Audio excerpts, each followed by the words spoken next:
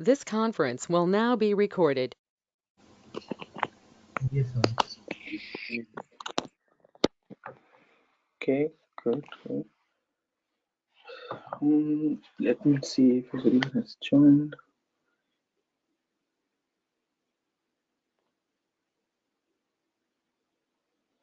Okay, we have almost everyone. So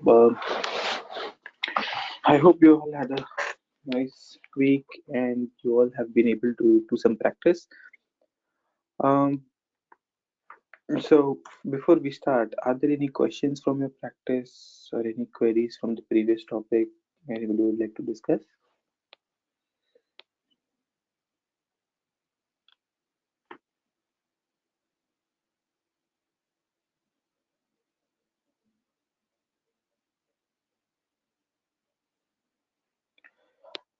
Okay, no questions. Anyone who is following me and doing, the system setup along with me, how is it going? Anyone doing that?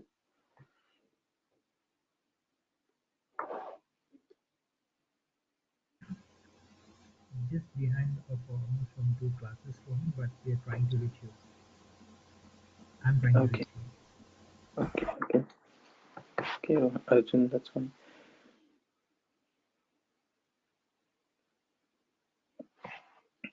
Okay, how about others? Mohan Raju, Dinesh, Nick, Adoye, Anubhav, Nick, We are Claiborne, practicing. You all are doing that because it's very important. Whatever we cover, it'll go through in. But if you don't practice, uh, it will not stay there for too long. You have to, cement it perfectly. Okay. So do practice. You have system. It won't take much time.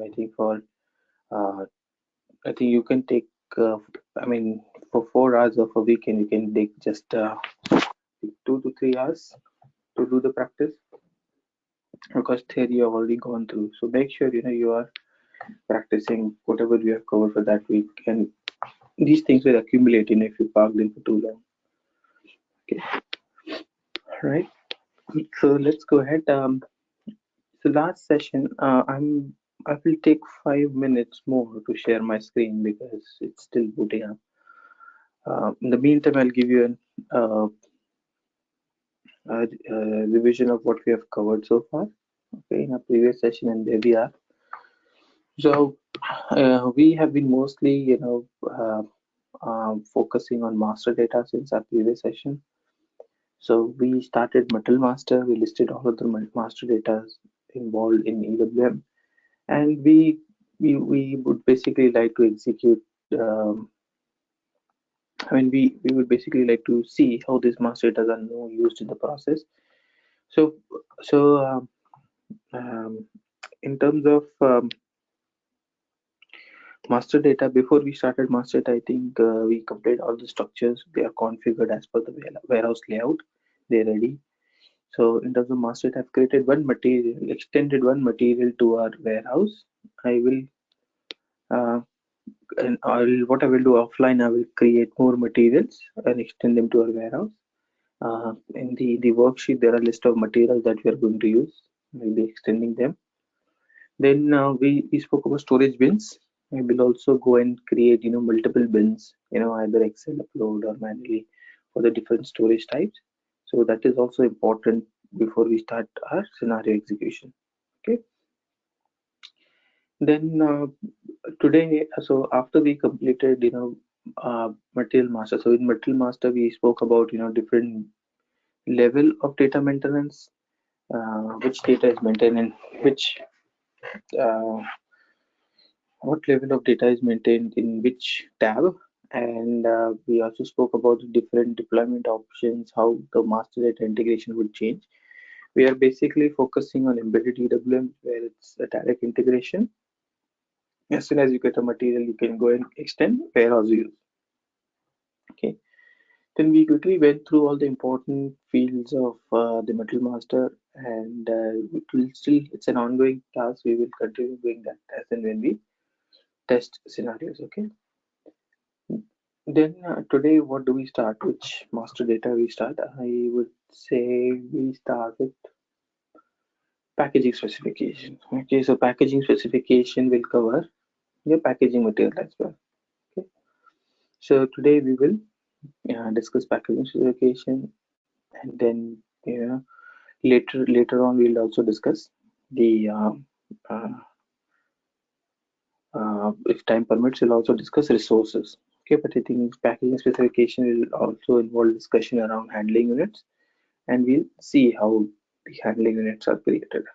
Okay, so I will give you some overview about handling units, and then we can see understand packaging specification, usage of packaging specification by creating handling units. Okay, so one of the usage of packaging specification is creation of handling unit. So for understanding packaging specification, we need to understand what is handling unit. For our warehouse, we haven't seen any handling unit yet, right? So what we will do for our warehouse, we'll create one manual handling unit, and then we'll make use of packaging specification and see how we can automate the creation of handling unit. Okay, so to get the handling units created, we need a document, isn't it? So we will create a purchase order, okay, and receive that purchase order in EWM, and we will try to do packing. We'll try to create handling unit while we receive the purchase order. Okay, so just give me some more time. We'll log in through my laptop and then we'll get started.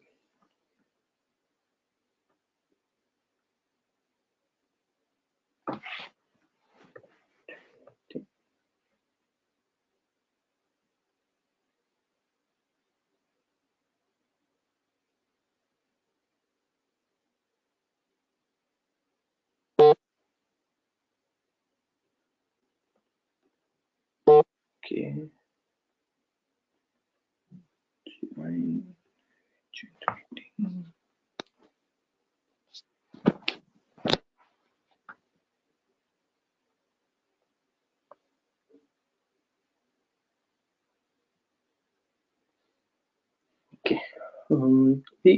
Okay. This taking some more time. I'll just quickly recap what we discussed last time about packaging specification. Oh, sorry, handling unit. I think somebody asked a question, what is handling unit? And briefly explain, materials are products. We will now call that as product because in EW we don't call material as material, we call it as a product master. Okay, in the SAP language. So material or product, they always come in packed form, right? I mean, if you see any warehouse, you will never see material. You will never see material which is loose, kept loose. See, there are chances, when you keep the material loose, there are chances that it may get corroded or it may get damaged, or some items like food, the product will get contacted with the environment, and it will get spoiled. In automobiles, there are some parts which are closely monitored, and to avoid corrosion or some interaction with the environment, they are kept in packed form. Okay, so sometimes like electronics items like your iPhones. Just give me 1 minute, my PC started. This conference will now be recorded. Now be recorded. Now be recorded.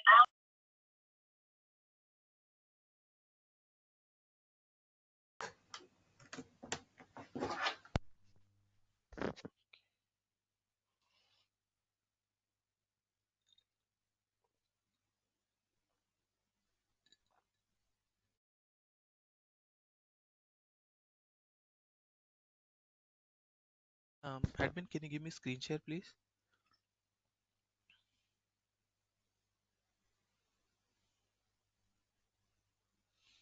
Thank you. Okay. So I was explaining about, I hope you all can see my screen. I was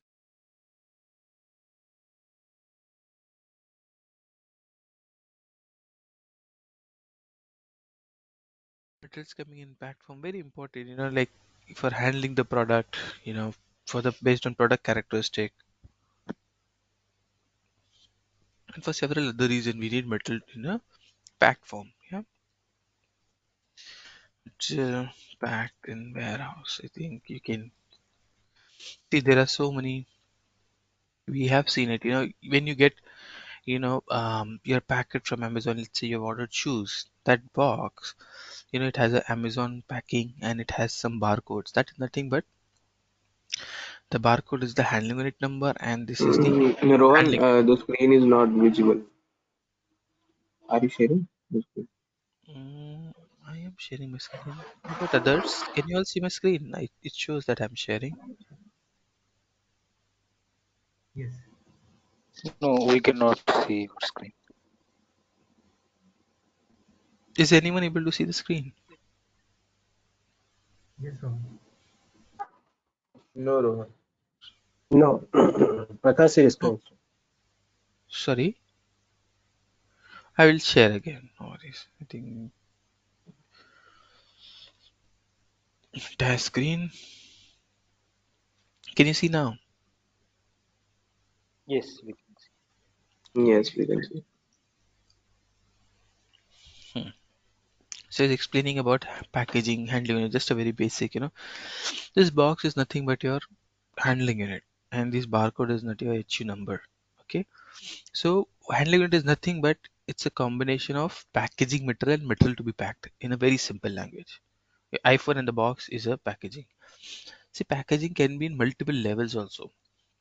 So for example, take this example, in this case, the material is, this is very common. You will find that if you go to a warehouse, I'm sure you might have seen some warehouse, at least from far, you will see the material is arranged in this form.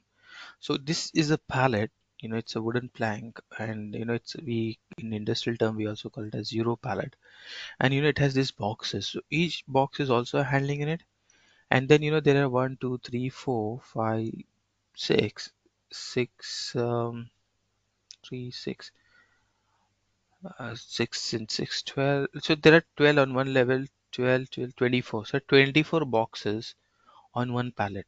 So there are handling unit within a handling unit. So box is a handling unit, it's a child handling unit. Then it's packed again, into a Euro pallet, into a bigger handling unit. Okay, so this becomes the box becomes a packaging material.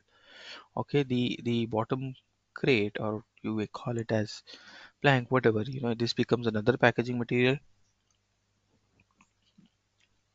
The bubble wrap, okay, these are the main packaging material. The bubble wrap is, it's called as, auxiliary packing because it supports packing, the thermocols, and the balls that we have to, support the product within the pallet. They are supporting, with your packing. So they're not the main packaging material, we call them as auxiliary packaging.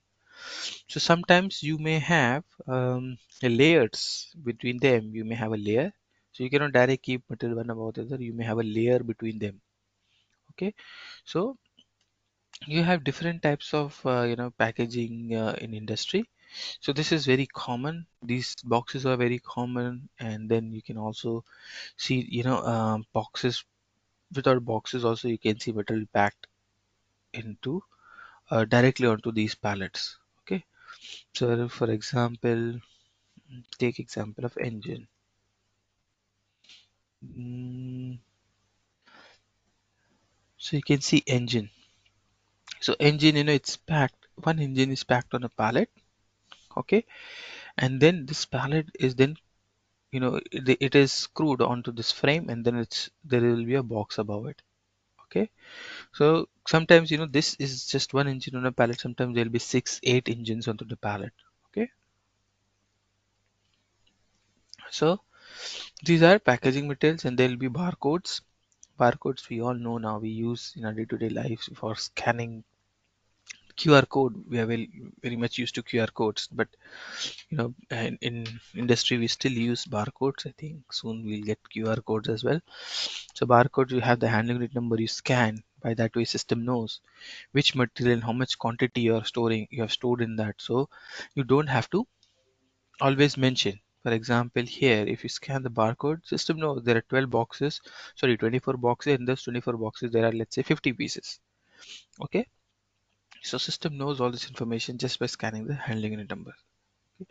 So handling unit, two things: physically represent the packaging of a product. The other thing is it helps in the warehouse movement, rather than entering in system. Okay, these are, so and so products, so and so quantity, which the user will not be able to validate. He user will go as per the label. He's not going to open the packing all the time, right? So let's say this pallet is made in the production area. They'll not go and open and always, if they have to pick, they'll open and always see. If some customer needs a full pallet, they'll just pick the pallet and take away. So processes are defined, like you don't open the pallet and then, you scan the barcodes and you continue using the pallet. Okay, for your customer supply or warehouse movements, whatever. Okay, so it assists us in our day-to-day warehousing activities. Okay, we don't need to go in detail to tell the system, or the picker doesn't have to understand what is there in the product. For him, this pallet, this handling unit move from A to B location. That's it. Okay, so it simplifies the warehouse movement to a greater extent. Then, just imagine nowadays it's even more important because these pallets, they travel from across the globe, from one company to another. So these handling unit IDs, they can continue to be part of your supply chain. So let's say a pallet, came from Chicago to New Jersey. Okay, it's a very short distance. Or let's say it came somewhere, in India, from Chicago to Mumbai. Okay, now in the Mumbai warehouse, we receive this pallet. So Mumbai warehouse, when we receive the pallet, you just scan the pallet and you should be able to receive it. Let's say Mumbai is importing these parts. There is a company in Mumbai, so they are the customer. They get the pallet. So now when they scan the pallet, system should know what is there in the pallet. So the same barcode, and they should be able to place it into their warehouse. So what is the level of optimization here? They don't need to open it. First thing, yeah, they will open it at some point to check, randomly to do a quality inspection, but let's say it's a regular supplier, so they don't want to check. So they would, they would like to put it into the bin in the same pallet. You scan the handling unit, system knows, and then it will, you know direct which bin to store it, and they will store that into their warehouse in Mumbai. But if you focus, on understanding how if you focus on understanding how the warehouse in Mumbai, the customer, how it got the handling unit number. So the sending warehouse in Chicago would have sent a packaging information electronically. Okay, we call it as EDI. People from WM and, logistics sales might correlate it. They know this very well. But those who are new to this process, they send this information, packing information, delivery information through EDI, and the customer, that information is already there before the pallet comes. Which material, what are the pallet IDs, what materials are stored in them. But here, the the challenge is the same number is used. Okay, so what if the customer is not printing this label? They tell the supplier, hey, you give me label and at least give me product, serial number, batch, all those information. We will not be printing the labels. So here the important thing is we save paper. Yeah, we are saving the resources. We are uh, you know um, optimizing the process. One step is reduced in the receiving.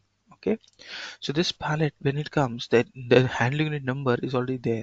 The challenge here is the number.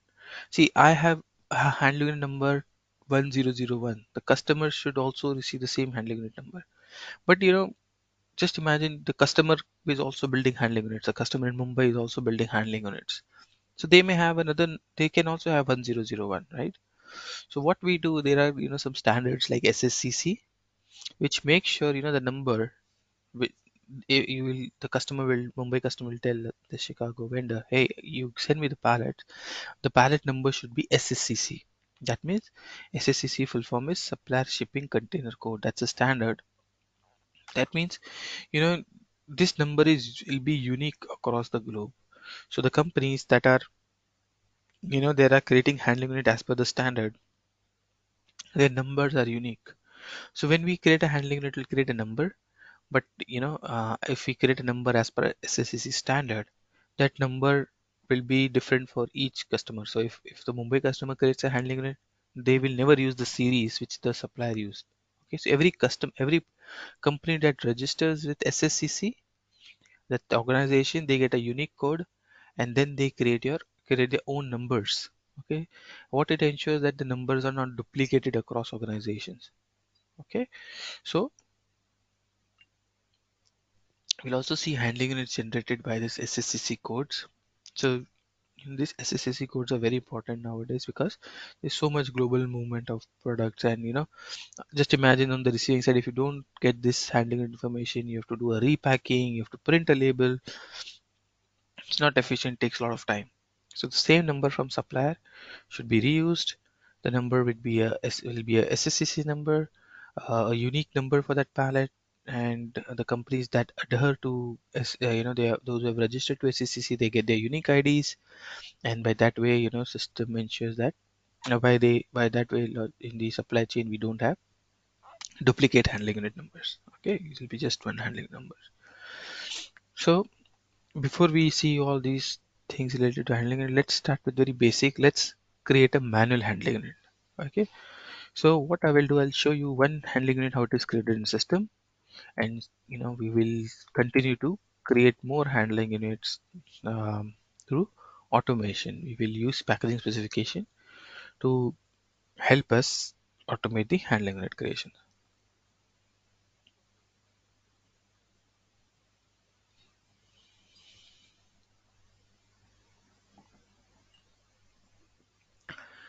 So we have created a warehouse, we have done all the settings, but we didn't create any transactional data. So this will be the first time we'll be creating our own deliveries, which will be a good test for us to confirm whether the setting that we did is good or not. Or if anything is missing, we will get some error message here.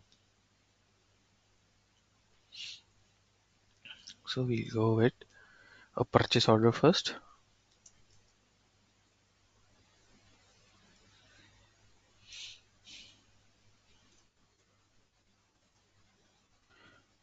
So what purchase organization we are using? Purchase organization is PO35. This document, this is an inbound process. Okay, for those who are new to SAP, inbound process where we raise an order to the supplier, they manufacture the parts, and then they send to us, and we receive those parts. Like the WS35 warehouse will receive that part. Okay. Okay. So what we will do here, we need a vendor. Yeah. So this document purchase order will be created by a MM team. Okay. They will be responsible for this document and the processes around this order creation.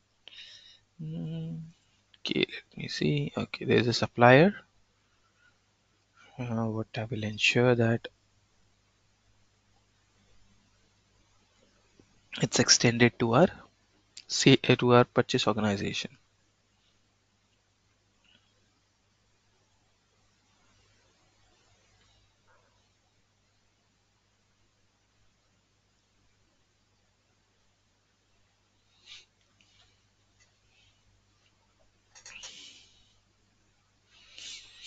Okay, so here we go. We will go to sales. Sorry, not sales. So when we do outbound, we will extend the customer to our sales organization. Here we are doing MM scenario. So I'm going to extend it to my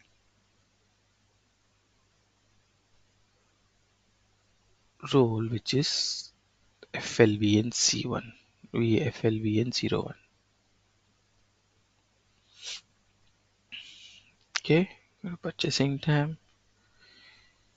purchase organization. We say create S So PO35. Okay. Transfer. So a warehouse is based out of US. So the currency is this. The payment terms is 0001. Okay. For now, I will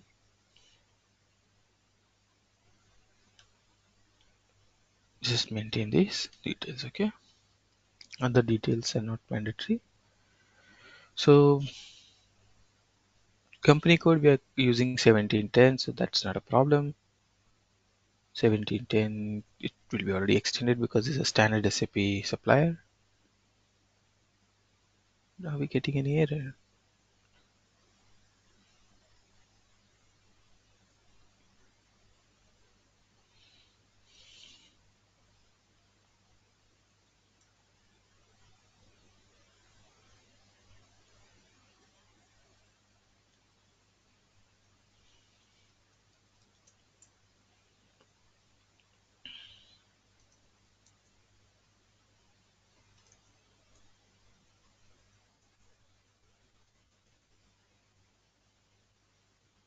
No master record exists for supplier 1738. I just maintained it.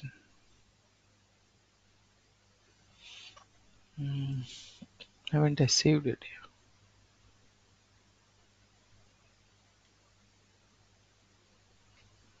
PO35 is our purchase organization. Maintain it. You changed data, but you did not save it. I think. Should we click transfer? It's already saved. If we see this, the save button is disabled. We'll have a look. We'll come back in. And let me go to general data. Yeah, it's the okay. This is the vendor code. My bad. Okay, so due to number range, the business partner is 178, but standard SAP has created a vendor with the prefix of BP, vendor master with prefix of BP. Okay, so I'll enter that and it is not recognizing. Most of the time these two are same, but yeah, depending on the data setup may change.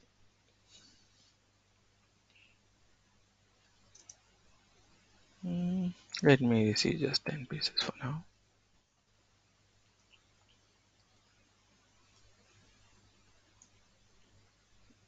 Okay.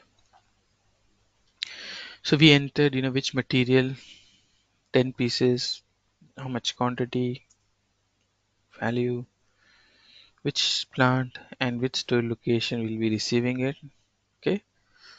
But the point here to note is important point which you should let your procurement team know, that whenever you're creating purchase orders for EWM, that means EWM, you're going to receive the parts into EWM, you should have a confirmation control key. So what confirmation control key does, it will allow us to create the inbound delivery. Okay. So maintain the confirmation control key and saved it.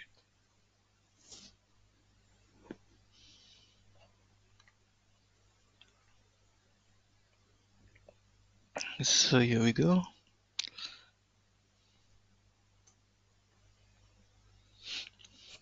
That's our first purchase order. Okay.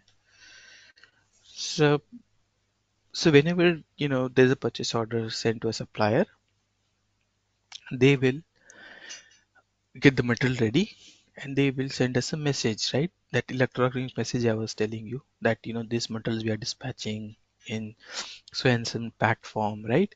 So let's say a company doesn't have that EDI, like in our case, supplier doesn't send us that information. So how do we manage? We create something called as inbound delivery. Okay.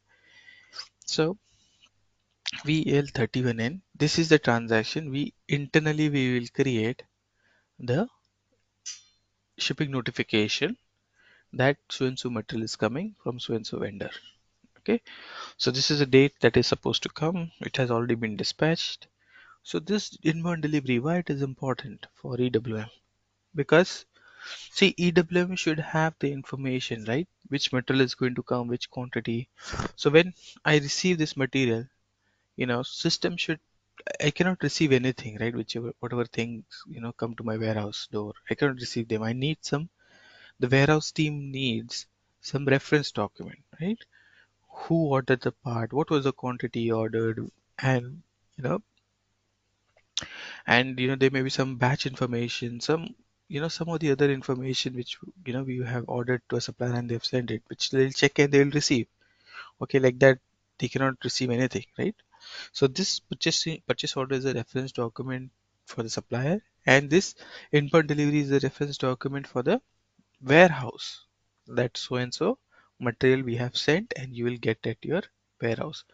So this inbound delivery, okay, this goes to EWM. So when I save it, it is saying it gets distributed to EWM. So this is a ERP transaction, yeah, inbound delivery, and it will create a inbound delivery on the EWM side. Okay. So now you'll tell me why there are two inbound deliveries, because you should know the background. SAP EWM in SAP was a decentralized. It was in a different system, a different module. So it had its own delivery. Okay. So you can see there is a transaction CWMPRDA. Don't worry, all these transactions and steps are listed in the PPT. So if we come here, I will change my warehouse. I'm working in WH35. I'll enter the delivery that I've received. Okay, I can also enter the purchase order, for which I'll check if there is any delivery which the vendor has sent. Yes, this is the delivery. Now what has happened here? We have received this inbound delivery, and the person on the warehouse, they got the paperwork with the material. They went on to the system, they got a PO number, they went on and see, okay, there's a delivery, now we will be able to receive it. Okay. EWM will not be able to receive if there is no inbound delivery. Okay, inbound delivery is the document against which they receive. So this inbound delivery is also inbound delivery. This is also inbound delivery. This is the ERP inbound delivery. This is EWM inbound delivery. Okay. So here there are several data here in this delivery. I'll not go into the delivery tabs and all those things at this moment, because we will slowly cover them as part of inbound, and we will also understand each and every tab and data as we go ahead. For now, the important point to note here is this delivery. When the delivery comes at the gate, we will do a good receipt and then we'll put it away into the bin. So this is the status: good receipt, put away. We may sometimes unload it from the truck. That status also gets recorded. The moment the delivery has been dispatched, it is in transit. Okay, so the transit status says in transit. The moment you unload it, or your warehouse can also say that the status is now in yard. Okay, the metal has come and it's in yard. So you can also track the yard status. Warehouse activity status means everything has been completed from warehouse side and the metal has been put away. Okay. Okay. So now here, what are we going to do? We are going to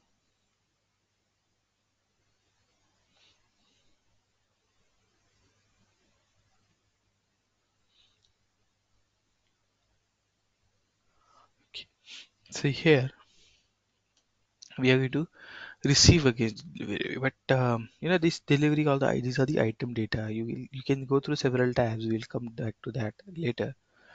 But as of now, we'll just do the good receipt for this. Okay, and make sure that our delivery integration is working. So whatever configuration we had done for the first 4 or 5 classes, that ensured that this delivery is distributed here. This is one of the milestones. This ensure that you have done your integration properly.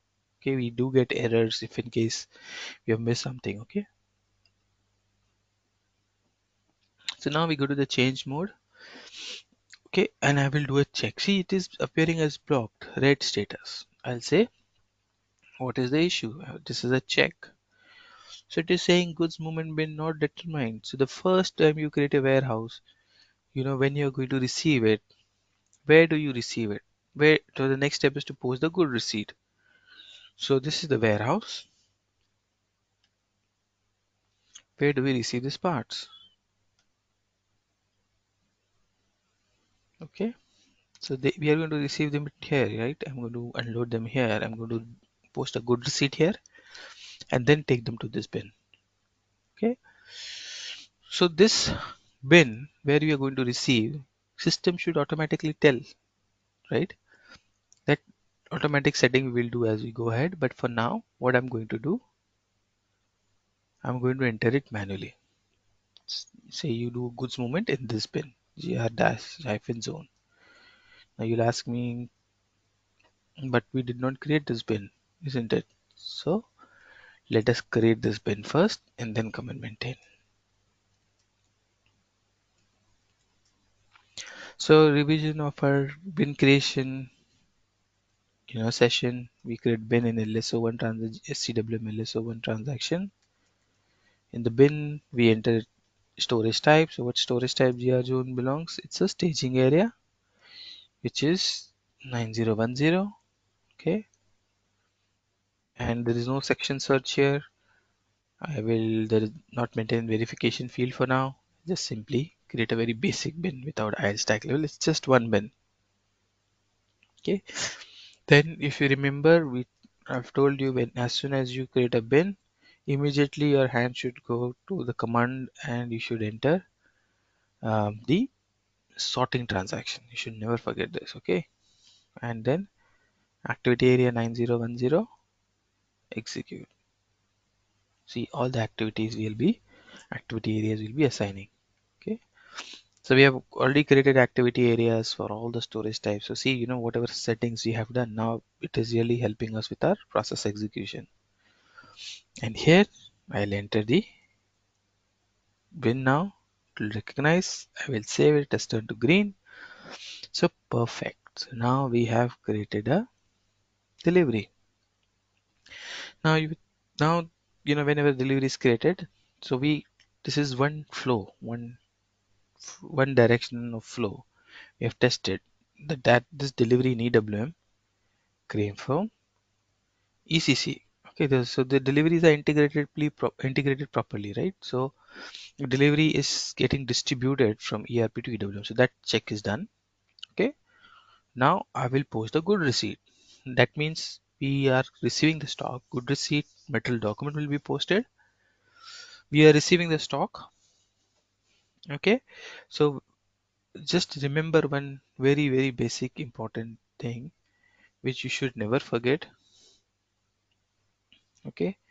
That whenever you're using EWM, a storage location is the EWM. Okay. The material document will always be posted from EWM. So you'll never be able to do a GR in MyGo or in ECC. It has to be done in EWM where a delivery gets created. EWM will initiate a good receipt. Why? Because warehouse is the ownership of physically receiving the parts. They can tell purchase order or team or sales team that they have received or issued a part, right? So any material document for those who are already worked so many years in MMSD logistics area. I mean, every material document, like even your transfer posting, your scrapping, everything, every material document will has to get initiated from EWM and it will go and update ECC. There will be no material document directly posted in ECC or ERP. Okay, so here we are doing good receipt, which is going to post 101 movement type. I hope you all know that. Good receipt movement type. So now I'm going to do the good receipt. That way we are telling the system you have received the parts and now you can initiate the payment to the vendor. So now the stock will be added in EWM and we'll be able to process it further. Okay. So now the reason for me posting good receipt is to test whether the update, whether the communication is happening from EWM to ERP or not, right? So the delivery came to EWM, from ERP to EWM. Now EWM did the process.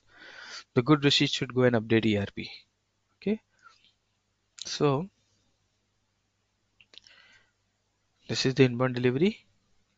So whenever the inbound delivery, the good receipt is posted from EWM, we see that here in the document flow, it has not posted. That means there might be some failure. We need to find out what has happened, why it is not yet posted.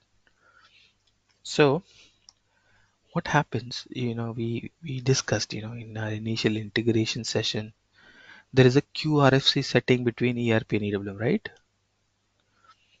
So we go to the QRFC log and see if the message has failed, which looks like it has failed. What could be the reason?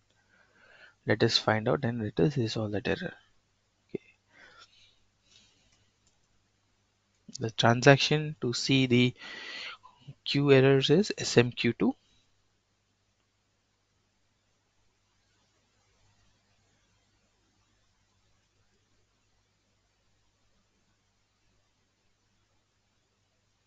You can see this delivery has failed. I have searched with the delivery number. This communication from EWM came via this queue, this message to post good receipt, and you can see there is some error. Looks like this is a accounting error. Okay, so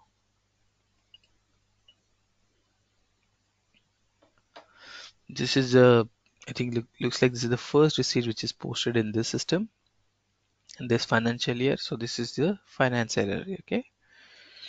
T001B. I'll try to resolve it because it looks simple. Let me see if I'm able to resolve it, or else I'll take help from my finance colleague. Okay. So it says T001B. Let me find which customizing it is.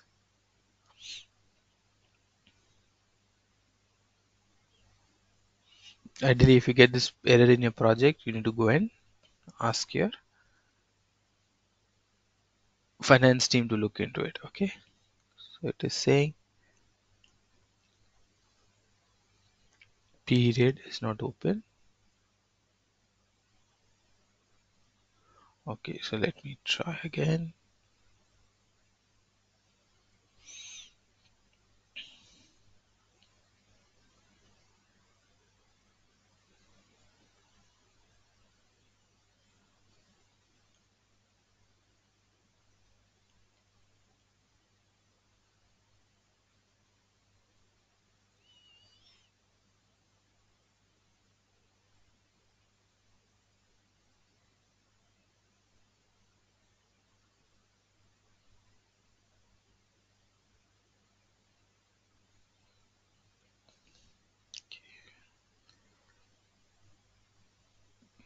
Okay, I'm just trying to see which one of these transaction is relevant, because somewhere it should give us that GL account.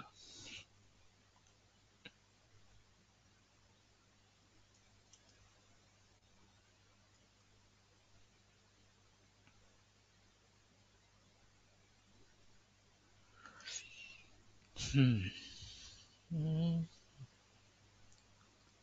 So these most of this period are ending at 22. Hmm. Here for M, it is starting from second month instead of first. Yeah, let's try that here. It's a good point.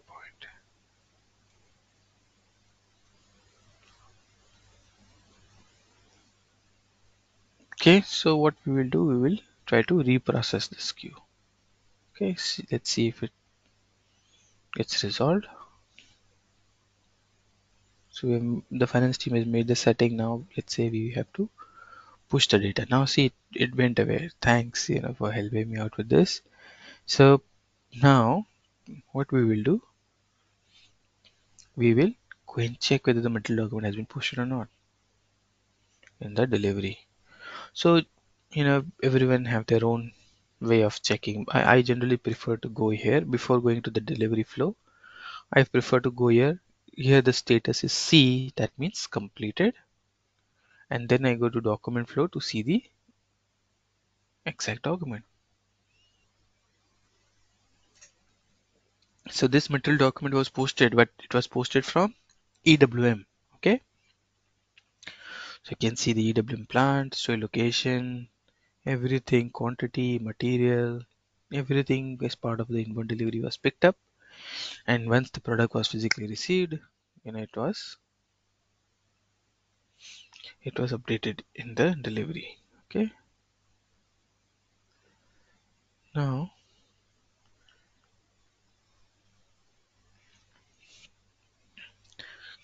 so now this was a test that our integration is working fine. Okay, so now we don't need to worry about integration. All now we focus on the process. Okay, so now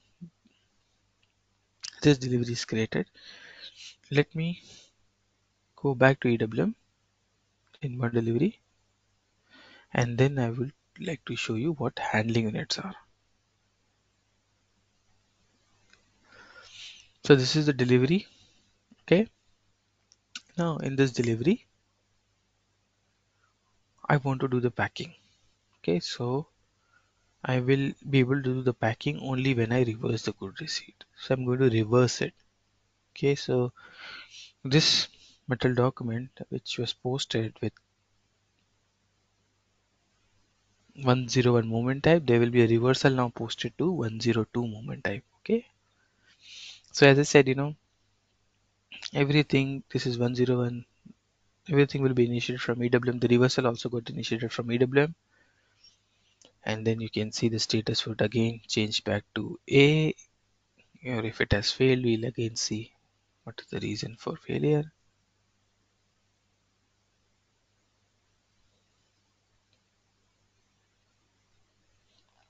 A is not started, C is completed. So since the receipt is like C completed, I've reversed the receipt, it should reverse the status also.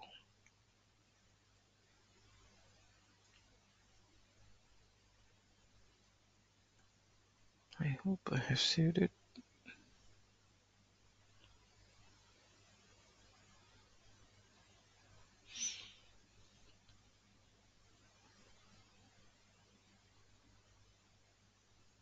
Still showing. Okay, now it is posted. Yeah, I think for some reason it has not updated the status. Should be A. Should be changed back to A. So you can see a reversal document has been posted with movement type 102. Okay, so the reason for there's just one reason for me doing that, so that I could reuse the delivery for packing.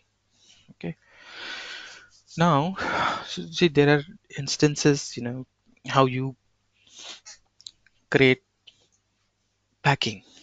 Okay, so one packing, I told you, the vendor gives you that packing information. Here, let's say in this case, the vendor is not given. We have manually created a delivery, and this delivery, I would like to manually pack it. See, this is, the not the actual. I would say, when we start using inbound process, this is not the actual way of receipt. The person who is receiving, he's going to use scan guns, RF scanners to do the receipt. Okay, this is a desktop way of doing things, and there is something called a you know s- um,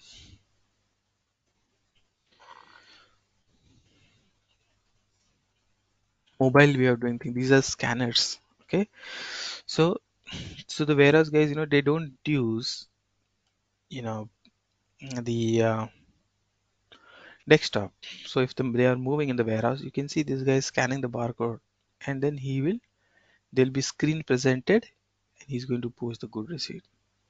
Okay, see there are different types of scanners. Yeah, see sometimes you will see things like as small as a mobile, and sometimes you'll see like a band in some warehouses. This is most common. I mean, these type of scanners are most common. These ones. Okay, so I'm just showing you. So This scanner, they can also do packing. Okay, so if they physically see, they are not going to go to office, open the delivery and do the packing. They will, on the scanner itself, they can do packing.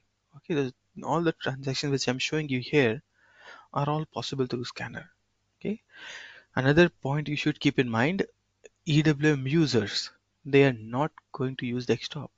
If you remember the layout, only supervisor sits in office, he's going to monitor what's going on, but the users, they are all going to use the scanners to do the transaction. Any transaction, picking, put away, physical inventory, replenishment, whatever activities, we spoke about activities in activity area. Whatever activity you can think of, a warehousing users is supposed to execute, he's going to do that via the scanner. Okay, so but for now, as of now, we will slowly, once we understand pack specs and resources, we'll slowly start using scanners. We'll see the how to activate scanners, how to use it. The reason for me is explaining you is the meaning of scanner, because I'm going to show you a packing on desktop, but don't get confused. Tomorrow I'll show you the same packing on the scanner. Okay, so you can take it this way. There are two ways of doing things. One in the background, which you can do in the office. This is an office transaction. The other on the scanner, that small screen that you saw. Okay, so SAP has given us a lot of standard screens. There's a lot of standard transactions in that RF. We will use them, leverage them, and that's what the user is actually going to use. But there was this in the background. This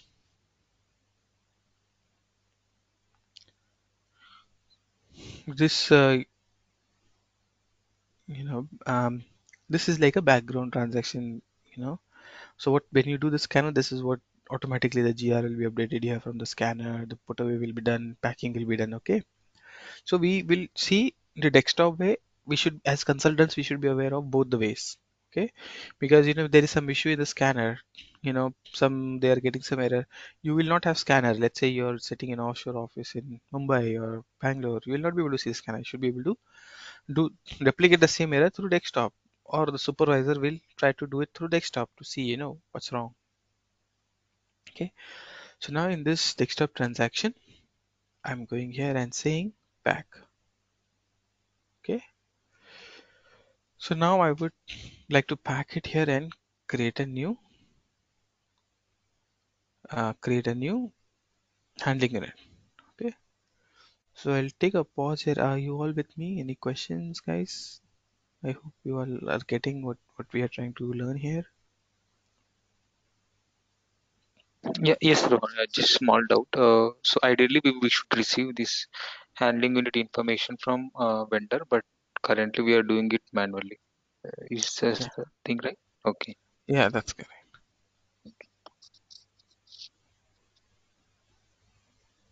Also, Ron, the materials we are using, have they been created before now? Yeah, one of the material we created, in a previous session, this the history 100. This is the material we created in the last session. Okay, okay.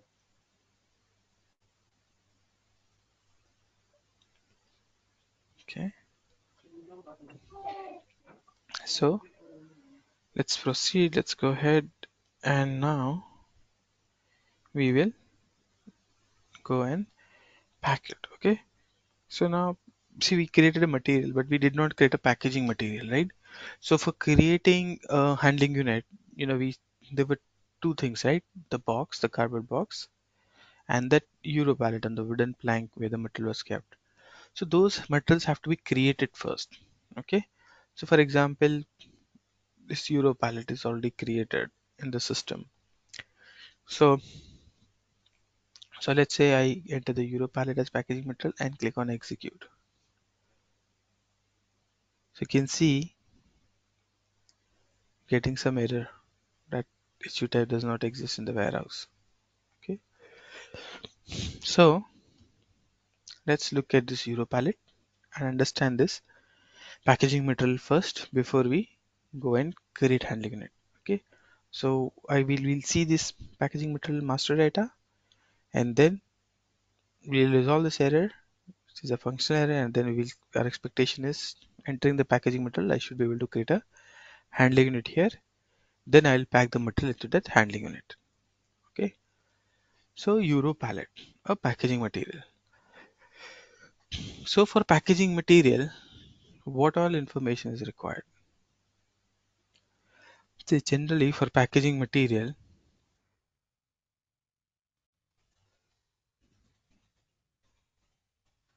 remember I told you that this view is required only for packaging material, the execution view in a previous session. Yeah.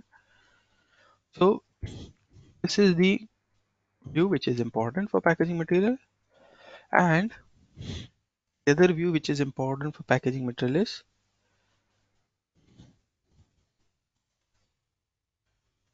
sales plan data. Okay. Now these views are there, okay, but is there anything in particular we need to maintain which is very important for packaging materials? Okay, the packaging materials like Euro pallets and all those things, is what is there two important fields?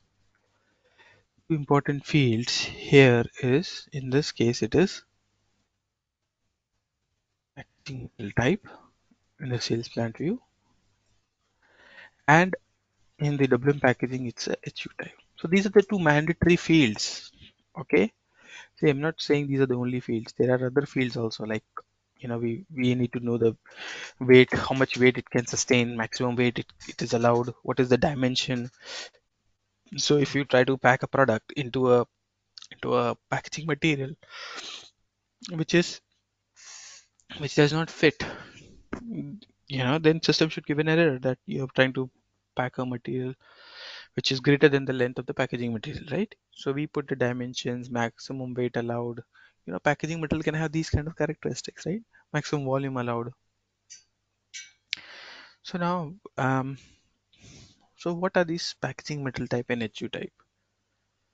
See, technically, packaging material type is very important for range. Okay, and functionally, what a packaging material type is. See, you group all the material, packaging material into certain types. For example, you would say, all the Euro pallets, all the cardboard boxes, all the wire baskets. Okay, so if you look here, these are our products. Okay, and they are supposed to be packed in this form. Okay, so basically for our warehouse, we are going to use 4 packaging material: one large carton, small carton, one wire basket, one medium carton, one Euro pallet. Let's say we are going to use these packaging material. Okay, and when you go into a company, you speak to your users, they'll tell you, that there is something called as pack factor or packaging requirement that has already been finalized for the materials. For example, this material T-T100 which we last time created. Okay, this material slug, this is the packaging requirement. Okay, this year when customer will give you, where you're implementing SAP EWM, he'll tell you how that material is packed. For example, here for one of the project we had, that the slugs, they are packed in 50 piece of wire basket. Okay, so these slugs can be packed into wire baskets. These are small wire baskets, or they can be packed into small cartons. Okay, or any such um, cartons or any such packaging material, and then they are placed on a large carton. Okay, so they are placed into small wire baskets, and then they are placed into large cartons. So basically the large carton that I showed you, the brown boxes, they are there's one big box which has 18 wire. This slug is a small material, and each one of them is in a 50 pieces of slugs are in a basket, small basket, and then that baskets are in one carton. There are large carton, there are 18 baskets.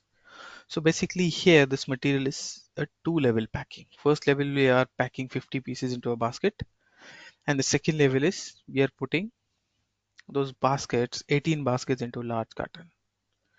Okay, so we want to, this is our basically our packaging factor or packaging requirement for the product.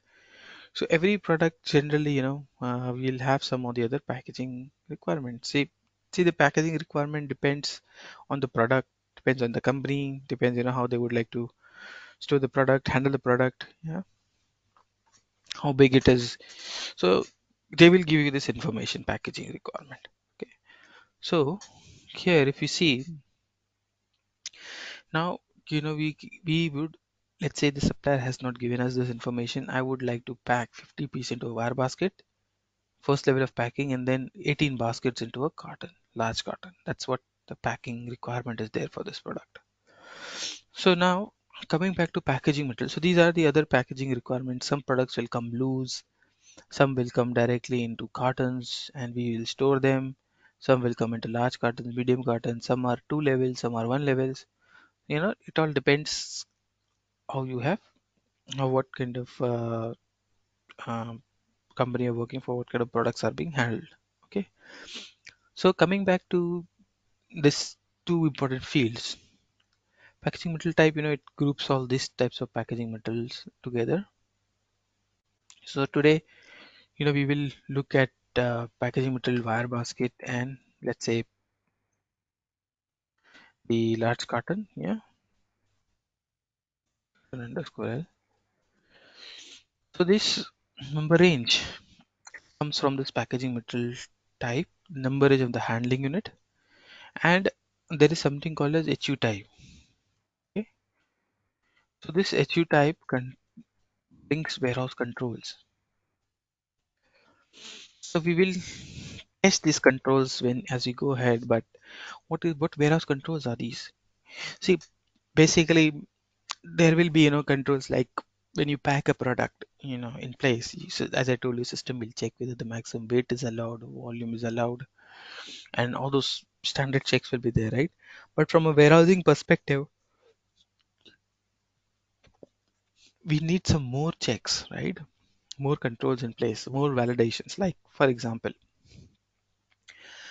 whether a type of packaging material is allowed in the warehouse or not. First point. So if you bring, if you bring a type of a pallet, which you don't have proper handling equipments, so then there's no point in getting those kind of pallets, right? So you should not be able to receive those pallets itself in your warehouse because you don't have proper equipments. Okay. So let's say for handling, very common is these Euro pallets, we use forklifts. If you don't have forklift, how are you going to handle with a crane or something? How are you going to use that, pick that Euro pallet, right? So basically, you have to first tell system which pallets are allowed in a warehouse. Then, within the warehouse, which pallets are allowed in which storage type. So, a forklift is allowed into your warehouse, but it is not allowed into the VNA area, or I would say the narrow aisle area. So it is allowed. So it is not allowed here because here there are special, equipments to store the parts, right? So this pallets basically, or this pallet which has come cannot go here because the width is too much to fit between the aisles. Okay, so we can say the material is allowed in the warehouse. The second control is whether it's allowed in a storage type or not. Okay, then the third check is whether the material is allowed in a certain type of bin or not. See, if the material's height is 1.25 meter, the bin height is 1 meter, you cannot store, right? So the third check is whether that material is allowed in the type of bin or not. So we will do a lot of checks at a warehouse level based on this HU type. Okay, so let's look at wire basket. Okay, so this packaging materials, if you see them, see basically, this is a plant level data.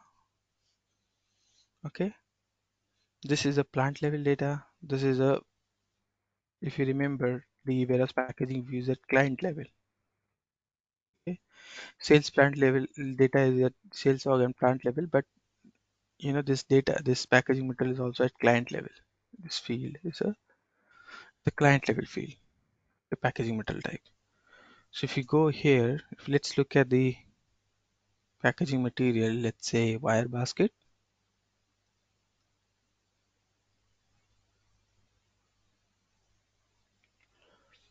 This is the view I'm talking about, and this is the other view, execution.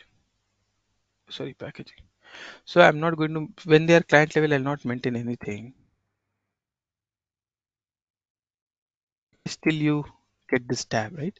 Because this packaging material type, this field is at client level. That's why, I'm not creating them because they have already created in the system. I have created for my previous batch. Okay. So you can see there is packaging material type. Okay, this packaging material type will control whether it's a SSCC number or a normal number, and whether it should start from 8001 or whatever. Okay, so this controls the number range. This is packaging material type. We'll go to the config of packaging material type shortly, and then this is the packing view where it has HU type, which is WB. Okay, now what we need to do is we need to do some basic config so that we allow handling units to be created. Like I'm getting out, the error I was getting is wire basket is not allowed in WH35. So I need to allow wire basket into the warehouse, right? So what I'm going to do here is I will go to SPRO, and first of all I'll say I want to allow wire basket into the warehouse. This is one of the control which I was explaining you.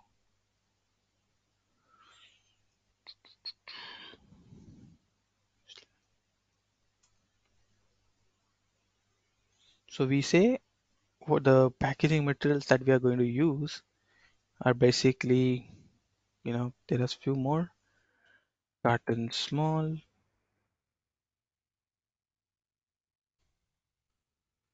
carton medium, and I think Euro pallet. Yeah. So these are the, if you see the org structure, the products that we are going to use, these are the packaging materials which are used for this warehouse. Okay, so first thing what we need to do is decide what is the HU type for this. So I would say, these wire baskets, they are a WB. Cartons, we can say there are all one HU type. All of them have, same controls at warehouse level.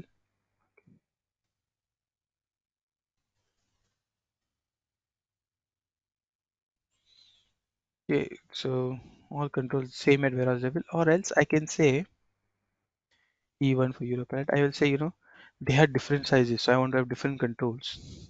Okay, so I will say CL for large, CS for small, and CM for medium. So I'll create separate HU type for all my palettes. Okay, so that I can decide separate controls, warehousing controls for them. Okay, so here the config, I'll say these are the handling types that are allowed for my warehouse. So we go to extend warehouse management, cross process settings, handling units, basics. Here you can see, here you can define the handling unit type. So they are already created. If you want to create a new one, E2, E3, you can create it here.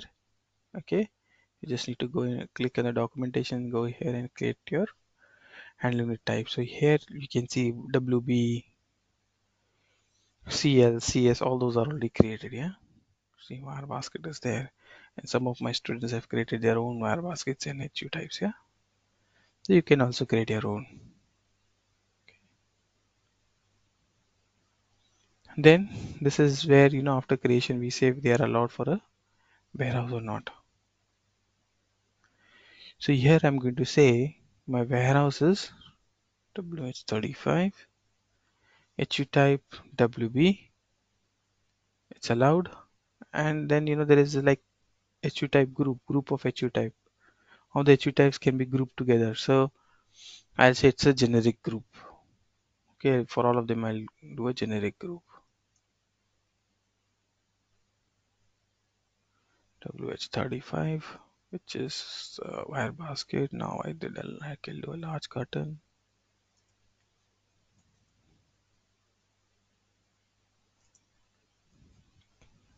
a medium carton. I'll do a small carton,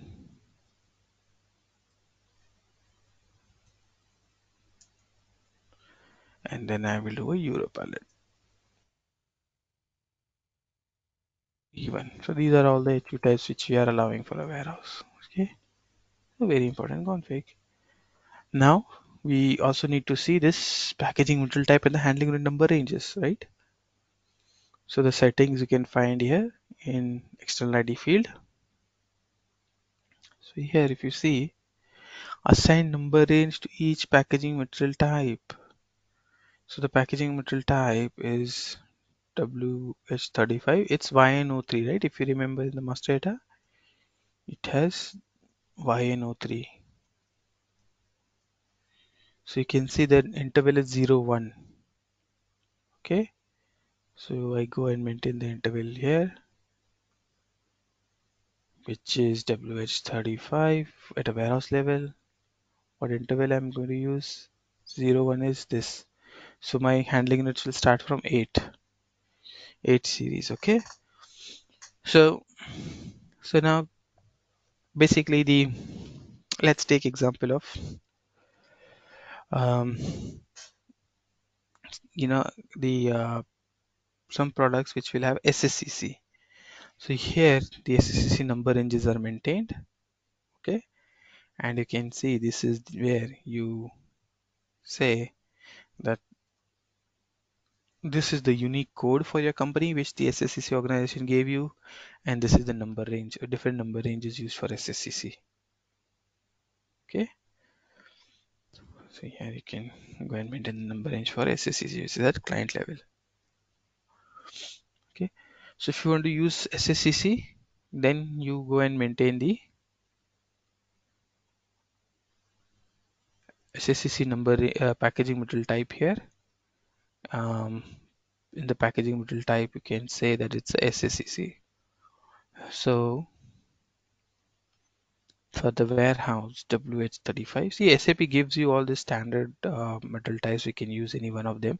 So you can see this is SSCC palette. Okay, so here you can see system has told that number range assignment is SSCC, and in case of YNO3 which we are using, it is not an SSCC, it's a normal number range. So basically what we will do is for Euro palette we'll use SSCC. Okay, so Euro palette I'll go and maintain the packaging material type as YN01 so that it will use that SSCC number range. Okay, so let me go to the product master, because it's a palette, and we are going to send pumps are going to go into Euro palettes.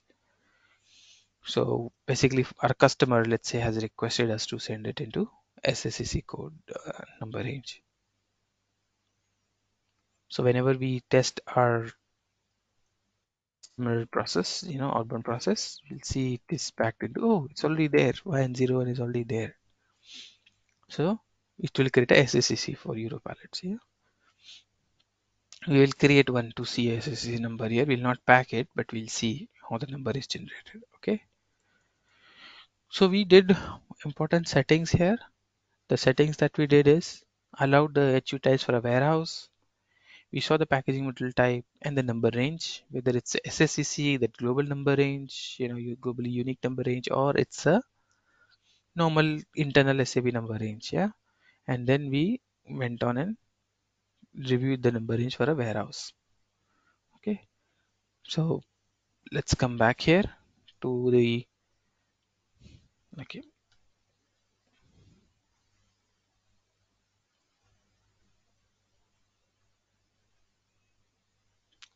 Okay, so let's come back here.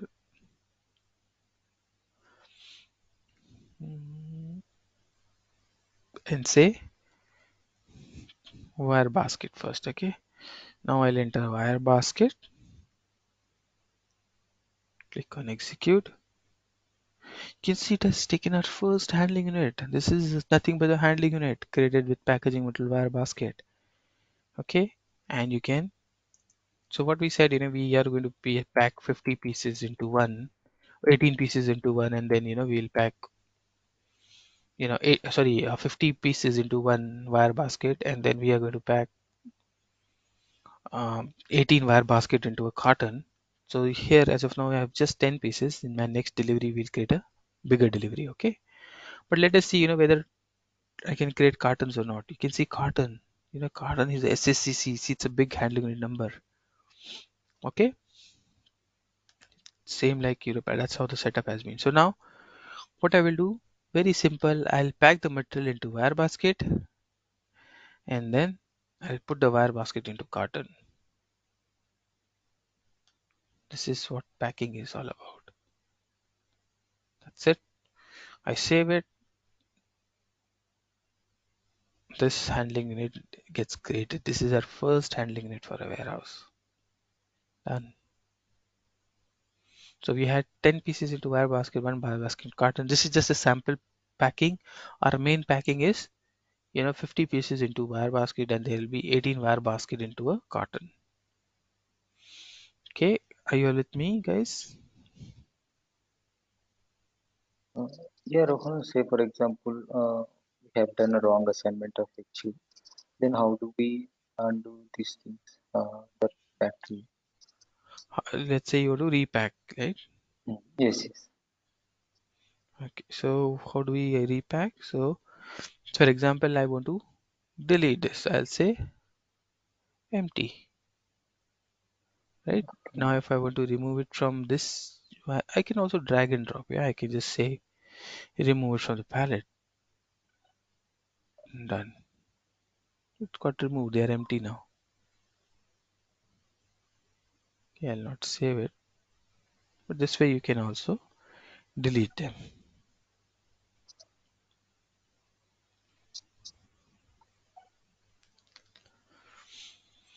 So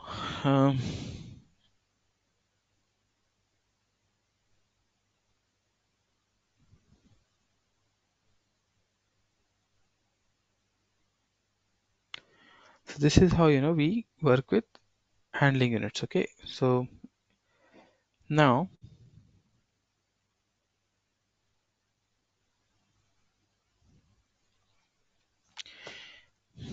so why we are talking about handling units and packing and all, because we need to understand packaging specification, right?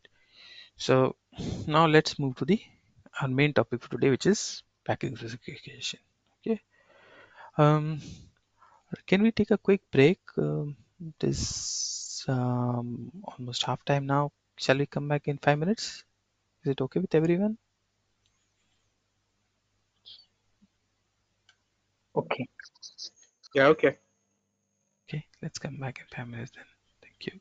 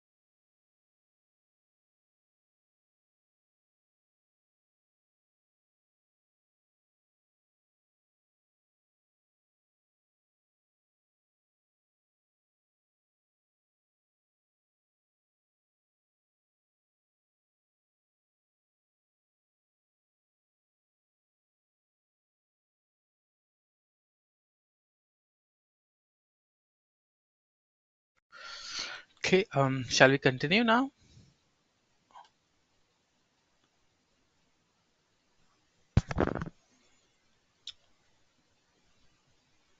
Hello, are you all back?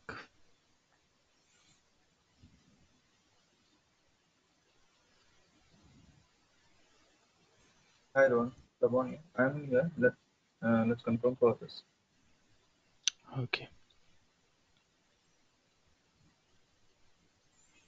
Is everyone back? Arjun, Dinesh, Nikhil, Anubhav. Yes. Okay, all right, let's get started then. All right, so the reason for explaining this handling unit basics and packing is to understand about packaging specifications. These are the important um, master data which will be used in several places. Okay, so what we will do is we will understand first about packaging specification usage, where it is used, I mean, um, where it is used, which scenarios we can see the application of pack spec, and then we will come to the usage in one of the scenario. I want to show you pack specs being used in automating this packing in inbound delivery. Okay, so we'll go to the pack spec.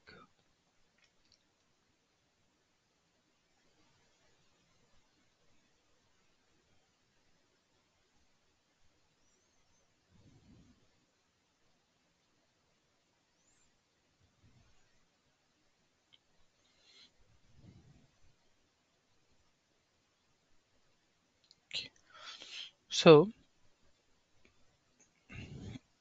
packaging specification has so many, um, different usages. See, pack spec, it basically, it uses a different type of, database engine for storage. We call it as IPP, Integrated Product and Process Engineering. So where IPP is good at, it is again a SCM database engine, which where it is good at, it's good at, storing the data with different validity dates. You can keep one in draft status, another in active. So you will see all those basically, benefits of packaging specification. Okay, benefits of IPP in packaging specification. Okay, so now here, if you see,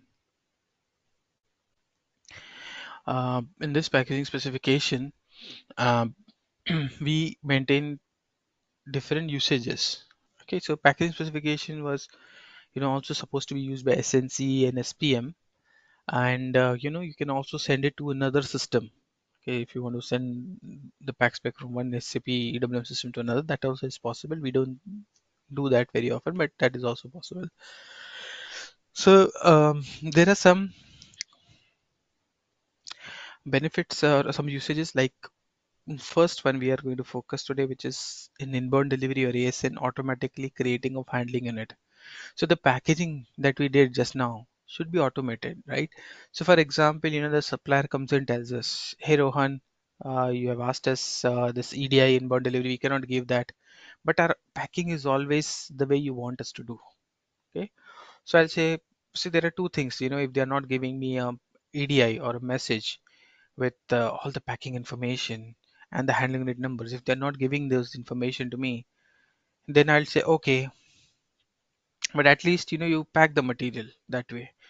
So they say okay, we'll pack it, 18 50 pieces into a buyer basket and 18 basket into a pallet. That is not a problem for us. We say okay, fine. So when the material comes, there are two things we need to do, right?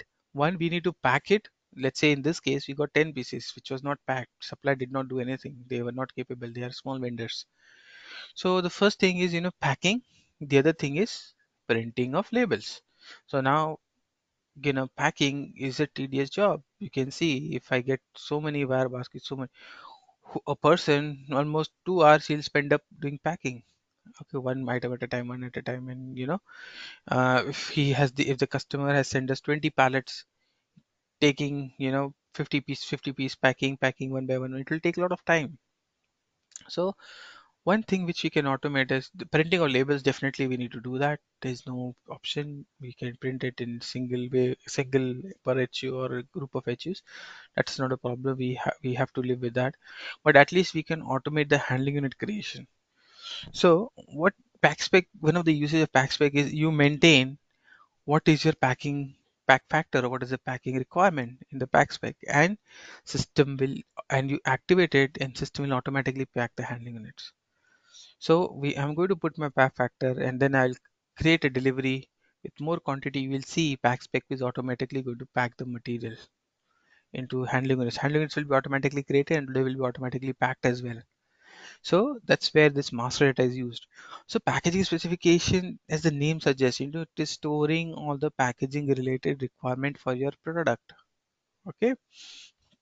So once you have that packaging requirement of a product, one usage I saw in inbound process, I've been focusing on inbound. There are other processes in this scenario also where we'll need this packaging information. Okay, so we'll see that as we progress. I'll just quickly take you through the other usages. Like we just spoke about the auto HU. The other one is palletization data. Okay, so those who have worked in WM, most of you have worked in WM. So in WM, we store the palletization data in WM2 view. If you have noticed, we have not we have nowhere in the metal master or product master field to maintain the palletization quantity. So first of all, for non-WM guys, what is palletization? See, when you store a material and you you want to put away at a per handling unit, per so for example, you got a pallet, you're going to break the pallet into the GR area and you want to put away each box into the bin. Okay, so basically your put away task is a document gets created for the movement, should be created for per box quantity. Okay, so your box is your palletization quantity. So what where this palletization is used in PackSpec, or when we maintain where it is used. See, where in especially in picking, where system does not know which pallet you're going to pick, but it knows which how much quantity you're going to pick. Okay, so for example, don't take this product which we are talking about, for our inbound scenario. Take take different examples, right? So let's say, I have my pallets which I make in production. Each pallet consists of 100 pieces. Now, when I pick for customer, I don't give my customer a pallet of 100 pieces. I take a box which can accommodate 10 piece. I'll put those 10 piece into the box and send it to the customer. So always my pallets which are made in production are 100 pieces per pallet, but when I'm picking, it is 10 pieces per box. So when a picker goes for picking, he's going to only handle one box at a time, right? So my picking task, the pallet is of 100, I have to pick 100. System should not give me go and pick 100, just one task. So at one time, I cannot go and pick 100. I have to take a box, pick 10, put the box into a destination, take another box, pick another 10, go and place the 10 into the staging area. So this kind of, this is a very basic example. This kind of scenarios we'll see in outbound where, we want to pick. So here it was basically the box, which we call it as a pick handling unit. It was the pick handling unit based on which you're going to pick. But your overall picking requirement of 100, we split it into 10, 10, 10, 10, 10. So the reason for doing that is so that system create a separate task, separate document, separate pick request. The task is a picking document, separate pick document for every 10 piece, because the person can only handle 10 at a time. Okay, same way in put away and then we'll be slotting, system is going to influence through pack spec how much should be your quantity of task. Okay, how much a person can handle, and what will be the pick handling unit size, the handling unit to do which you're going to pick. Okay, so for example, let's take, you are going, your pick handling is nothing but the trolley that you take for your local grocery shopping. You can only accommodate 10, you know, 10 rice bags, but when you go to the bin to pick, you need 20 rice bags. Okay, but when you go to the bin to pick, there are 50 there.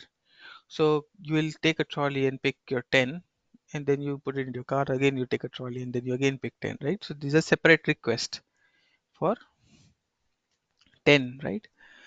So 10, 10. Okay. So now here we have this. Where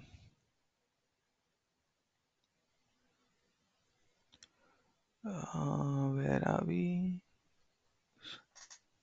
Okay, just give me a minute. Where's my cursor? So now we are at a validation data where the backspecs will help us to change the or split the quantity based on the packing of the product, or packing of the, or what is the capacity of the handling unit into which we are picking. Okay, then there is another usage of pack spec we'll see in outbound process, deconsolidation process, where system will tell us automatically for into which material we have to pick. So for example, I'm picking rice bag, it gives me trolley. I'm going to pick something very small, like I'm going to pick uh, some vegetables, just I want to take 2 3 fruits. Then it'll tell me, okay, you take a basket, and then you can just pick that those 3 items in a basket, right? So this is how you determine, if you're going to have a lot of material and bulky material, you'll have a big trolley when you go for your shopping. But when you need 2 3 items, you just take a small basket and you go and pick it into that basket. So in industry, when you go for picking, system, you can set up a rule that the picker doesn't have to use his brain, right? So see, this the whole idea of EWM is to make the process in place so that there is no dependency in person. To most of the warehouse pickers, they are contractors. Tomorrow any contractor he comes, he'll go after 1 week, 10 days, if he finds something better. So these are contract employees, and we should design a process so that they do, anyone who comes, he should be able to use it. So now a person who is there in the warehouse for last 15 years, he knows which it's there in default in his mind, which packaging material to use for what kind of picks. But just imagine this contract worker, they don't know. They have to keep on asking, or they need a lot of training. But if you have pack spec, the system will tell them upfront, okay, this is the packaging material for so and so pick. He'll say, okay, this is a packaging material, go and pick a packaging trolley, or go pick a basket, or go pick a Euro pallet, and then he'll start picking into that. So another usage of pack spec is the packaging material proposal into picking, or into, if you're repacking, what the material should be repacked into. So basically, pack spec overall is a master data which works with your packing quantity, handling unit, and all the packaging related stuff. Okay, so what are we going to do now is we are going to create a pack spec, activate it, and see whether it can automate handling unit creation for our inbound deliveries. Okay, any questions before we go ahead?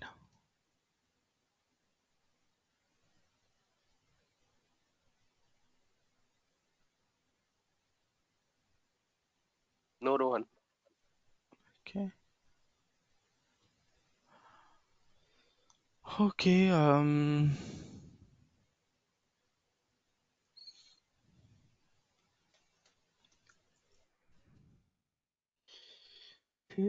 okay, okay, let's go back to our system, the transaction. See, for pack spec creation also, SAP has given a lot of thoughts into creating EWM, because one such tool like we had for bin and bin sortings, similar tool they have given us for loading the packaging specifications. Okay, so if you're working into a project and you want to create thousands of pack specs, you use this tool and you can load your packaging specification in one go. This is the template I have attached here, but for now let us go and create one pack spec. Okay, this is the transaction, it's mentioned in the slide, the steps are also mentioned. Let us do them now. Okay, so I'll say a new pack spec group. So there is always an object which controls the number range, right? For document type is the object which controls number range. For the purchasing documents like PO, sales order type for sales, it controls the number range for the sale orders, right? Material type for the material master. For pack spec, it is the packaging specification group. Generally, we use SAP as a standard. We'll use pack in several scenarios, even for validate service and outbound deconsolidation. It's a very important master data. And I hope you all might have noted in firm WM, the palletization quantity is now removed. It's here in this pack spec. For those who have worked in WM, we also have pack specs in ECC to pack inbound and to pack the material in the ERP delivery. We can still use that, but mostly we prefer using the pack spec on the EWM side. So here you can see we have products. So just try to understand this structure. Okay, we have product and here we have levels of packing. Okay, so first we'll enter the product details. So basically I would say three things we need to maintain here. Okay, what product we packed, what are the levels of packing, what all packing information is there. Then here we are going to maintain for what purpose this pack spec is used. For inbound delivery, outbound delivery, deconsolidation, palletization, what is the actual purpose. So we are going to maintain it here. Okay, so first let me enter the product details. Product is T-T 100 and packaging unit is 1 piece. Okay, and we go to the levels. The first level is 50 pieces into wire basket. Okay, and then we add another level here, and then the next level says just 18 wire baskets. Okay, so you can see the quantity here. So this level, the per metal quantity is 50, but if you put it into a carton, the quantity becomes 900. So 50 into 18 is 900. Okay, so you create this group here at the bottom. What is group and element group and element type, I'll explain you. But here, if you say it's a main packaging material, the next level of packing is carton large. Okay, and click enter. Make sure you click on HU create because that's going to ensure that the HUs are created automatically. So this is the first level where we maintain the product into the wire basket, and then the second level we maintain the do we maintain a level type here? Second level here, let's see if it is okay.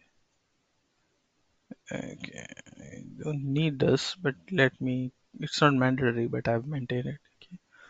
So here you can see 18 wire basket is in the next level. So 900 pieces into one carton. 18 wire basket into one carton, and in one carton they end up having 900 pieces. So basically here you have something called as element group. Okay, element group can be reused in the pack specs, and then we have element types. What is element types? Element types are different levels of packing. So here you can maintain that this is the packaging material. Here you can maintain more packaging related information, like this is a element type is not a packaging material, it's a auxiliary packing, which is that bubble wrap. Okay, you can maintain here that it's auxiliary packaging.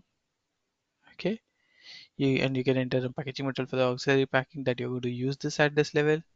See, when you are going to do manual packing, basically this pack specs can be displayed and they can see what actions they have to perform. Okay. So for example, you can also add a step, work step. Work step means, open the box, do this, do that, clean this, clean that. So you can enter work steps also over here. Okay. So you can create different work steps and put that in your pack spec. So, you can do a list of activities. Okay. That's step one, do this, step two, do that. So basically, whatever you're going to do into that level of packing a wire basket into a cart and all those things, you can list here your wire baskets, your steps to pack. So what it will help, when you display this, when you print this pack spec, it will give you all the information. Sometimes in manual packing, the pickers are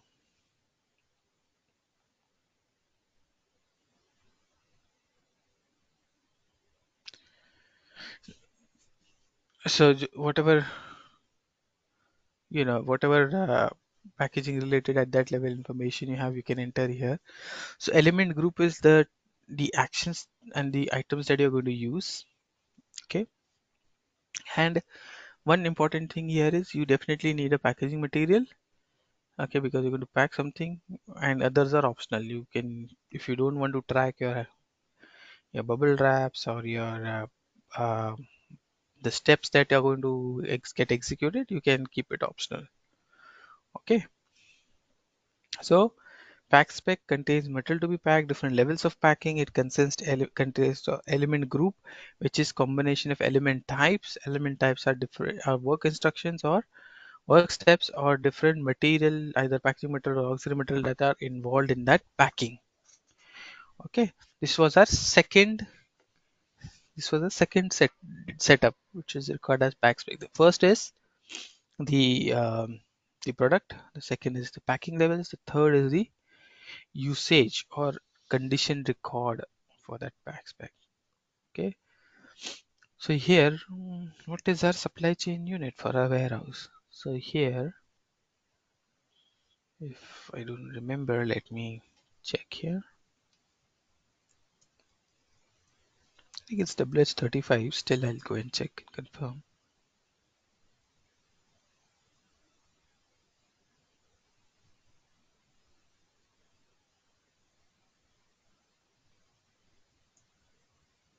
Yeah, supply chain is WH35. So for this WH35 supply chain unit, product T-D100. Okay, see, there is one more thing, from. That means from which vendor we are getting. So if you have a separate packaging specification for vendor and separate for another, you can create two packaging specification. Okay, see, this is the condition type 0 IBD. This is used for inbound delivery. This is the one which we want to use. The others are basically for deconsolidation, outbound delivery, palletization, for different other usages of pack spec, VAS. You will use the other condition type. We'll introduce the other condition type as we go ahead. For now, for inbound delivery automation of packing, we'll use 0 IBD. Okay, come here and so this is, the pack spec should always be green. It's inactive and it's in new status. It should be activated. Okay, and then you can see there is level also. There is validity date also. So you can have your own validity date. Like after next month, you will have a different pack spec. You can create a new one, and this validity date you can change to end of next month, and then end of this month, and then the next will be valid automatically. Okay, so validity date is also important. Now, if you look at the pack spec, it is, if you try to change it, you cannot change it. It will be grayed out, like, because you have activated, it does not allow you to change. So if you want to change a pack spec, you have to say create second version. Let's say I want to change the validity date.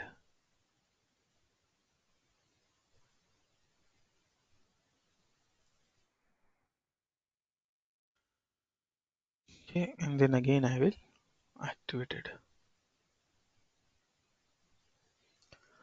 Okay, so the person who sometimes pack spec will be used manually, to do see what is the packing requirement, and there are big parts, a lot of level of packing, a lot of packing steps are involved. The person can see on their work center something like this. This is the preview how the pack spec will look like on their screen, or they can even print it as well. So it has all the level details, palette, packaging materials involved, the levels, all the element types will be listed, all the work steps will be listed here. You can also have some text listed here. Okay, so this way, we create a pack spec. So now with this pack spec, when I create a next, since I've activated for inbound delivery, the next time I receive a material from any vendor, since my from condition record says irrespective of the vendor, it will do a packing. Okay. So now let me create a inbound delivery. For that, I need to get a purchase order. So one carton consists of 900 pieces. So let me create 10 cartons, which comes to around 9,000 pieces. Okay, so I will create a purchase order for 9,000, and we'll see whether PackSpec does that automation or not for us. Okay,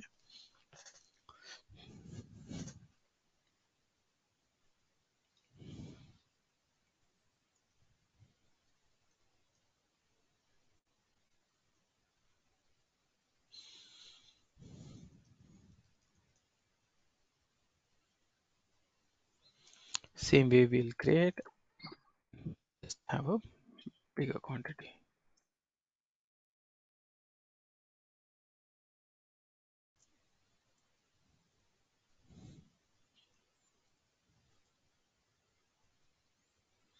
So I'll end up having 10 cartons automatically created. Once a challenge we face, when we go for workshops or planning the process or designing the process is, that's where, PackSpec comes. Users will upfront tell you that we are not going to do so much packing manually. So we need something. That's where, I mean, when you talk about receiving products, packing them, you always need pack specs, because not all suppliers have, EDI capabilities. Pack spec really helps in automating the packing. It's a lot of tedious job to do this manually in system. So that's my PO. I go to the delivery creation, 9,000 pieces. In delivery creation transaction, mostly I validate the store location, the warehouse is coming or not. I will save it. It's just a copy of purchase order data. Okay, this is my delivery. Let's come to EWM and let's see whether packing has been done or not.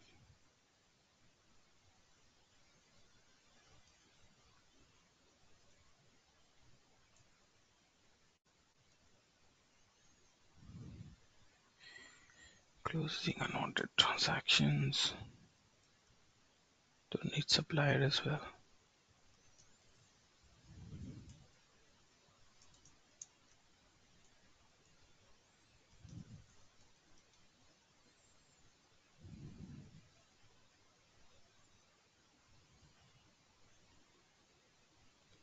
Delivery, I've copied a delivery number this time.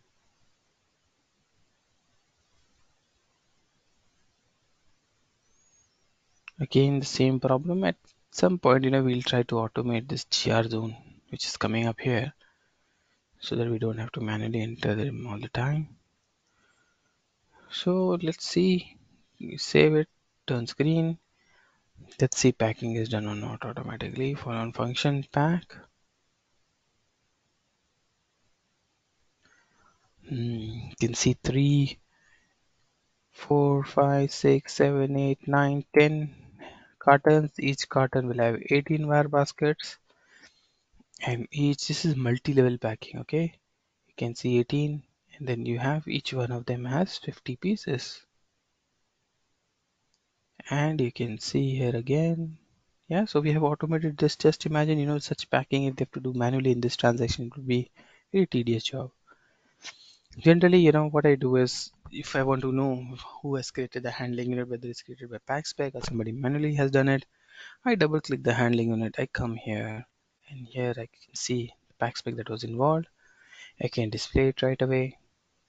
The HU type, the important field that we saw, packaging material type that is involved, the carton, so you see the packaging material type and HU type, two important fields which I explained you. These are all the capacity related data for the pallet which comes from the metal master. Okay, what is the weight, what is the volume? Okay, there are some more fields which we will discover as we go ahead. What is storage process, HU completed, we see that in the storage control topic. Okay, so see, this is one way. What else we can do is, if you can also use this pack automatically. So if you don't click on the HU create checkbox in the pack spec, it will not create automatically. Here, if you don't create, it will not create automatically. And then you can also, where is my delivery? Just unpacking them. See, it's taking time. You can also select the main material and click on automate packing and manually initiate the packing. Okay.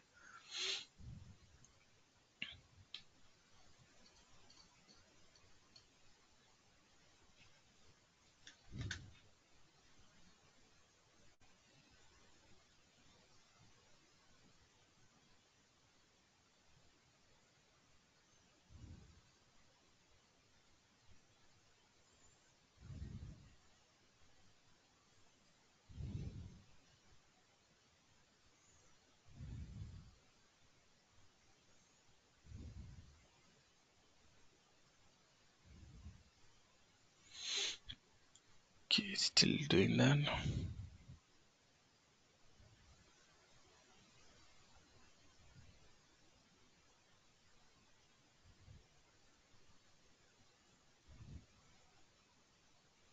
Okay, and then you can also do something like this. I'll have to save it. I have to delete this handling units. I don't want to delete them, but yeah, you delete them, and then you can also do a manual select and manually initiate automatic packing using pack spec. Okay, so this is one of the usage of pack spec. Okay, any questions, guys? Are you clear with this? Uh, yeah, Rohan. See, since we are using internal number range, so packing is done automatically. Say, for example, we have received handling unit numbers from vendor, so and we want those numbers to be part of our inbound delivery. So then, how it will be handled? Okay, so let's say you have a external number. Okay, so first of all, you have to create an external number range in the system. So this was the internal number range. The packaging material type, you can change the number range from internal to external. Slash in a scenario. So here, if I have a external number range,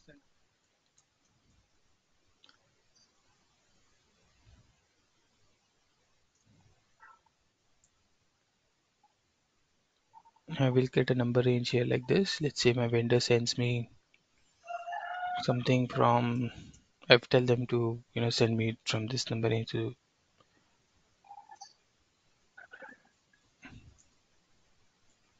this number range, and they are sending me, I'll say external, and then I will give that HU number here, let's say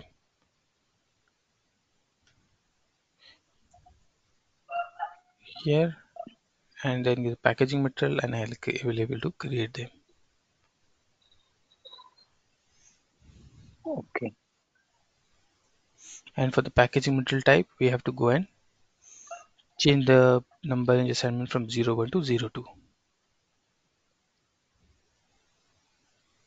Okay. So in this sectional number range, we cannot do automation of packing, right? We should do it Yeah, manually. that's correct.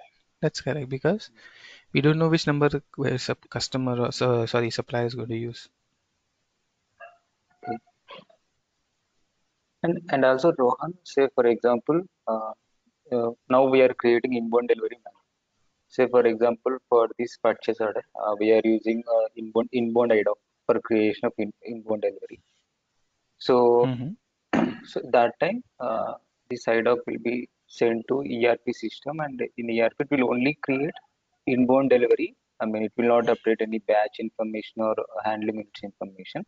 It will just create inbound delivery, and then it will be replicated in SAP EWM, and then packaging, all these things will be done automatically, like how we have done it manually, right? Or Mm-hmm. how the process is. So can you repeat your question, please? I just lost in between. So Yeah, you're yeah, no saying problem.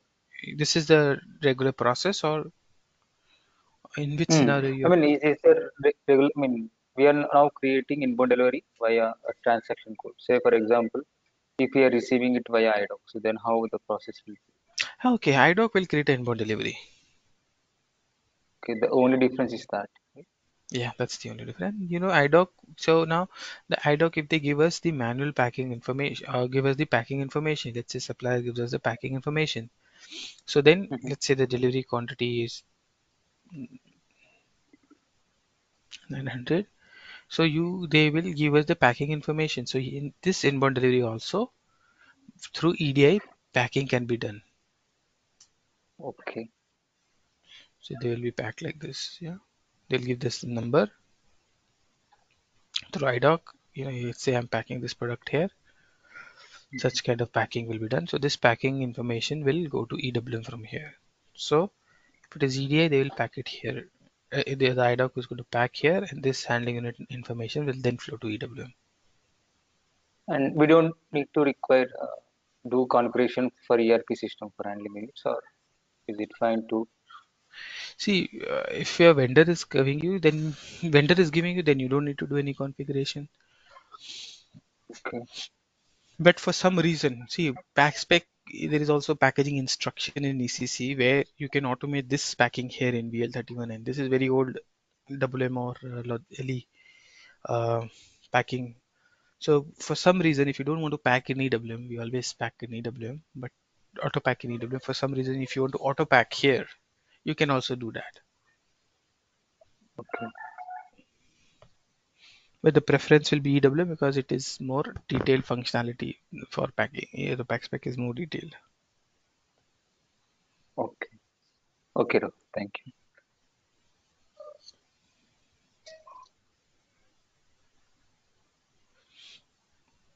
Any other questions from anyone on packaging specification?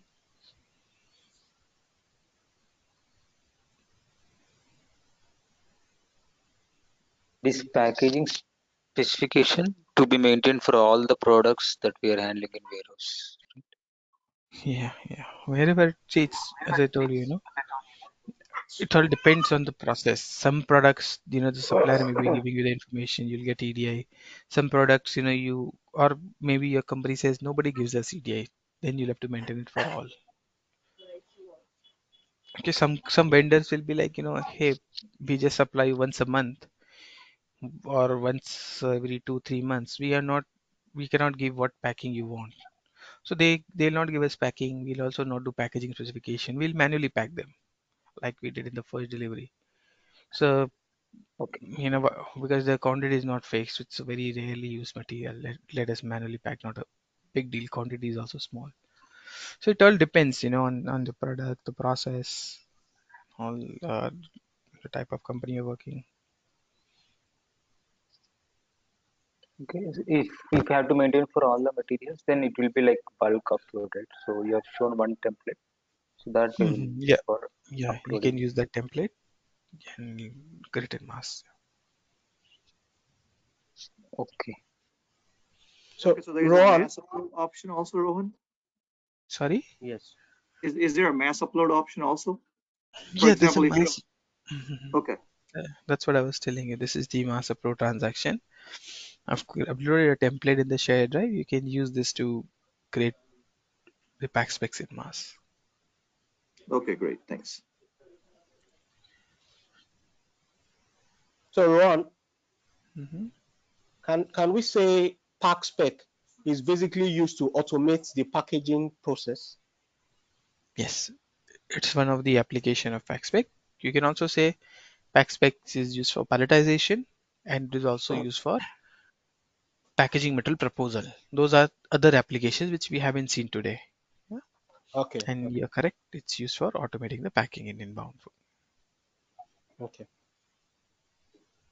Thanks. Okay, now So Rohan, in the normal setting, who is responsible for creating all this data in the system? Is it MM team doing it or the EWM consultant? packaging specification is EWM consultant. It's our job to create packaging specification. But generally in the projects you have a data migration team. We are functionals. We finalize and we give the inputs to data migration team. They will load in mass and they will go to business and get all the information, the right file. We will design the system and give it to them, and they'll get the information from business and load the data in the system. Got it. Thanks.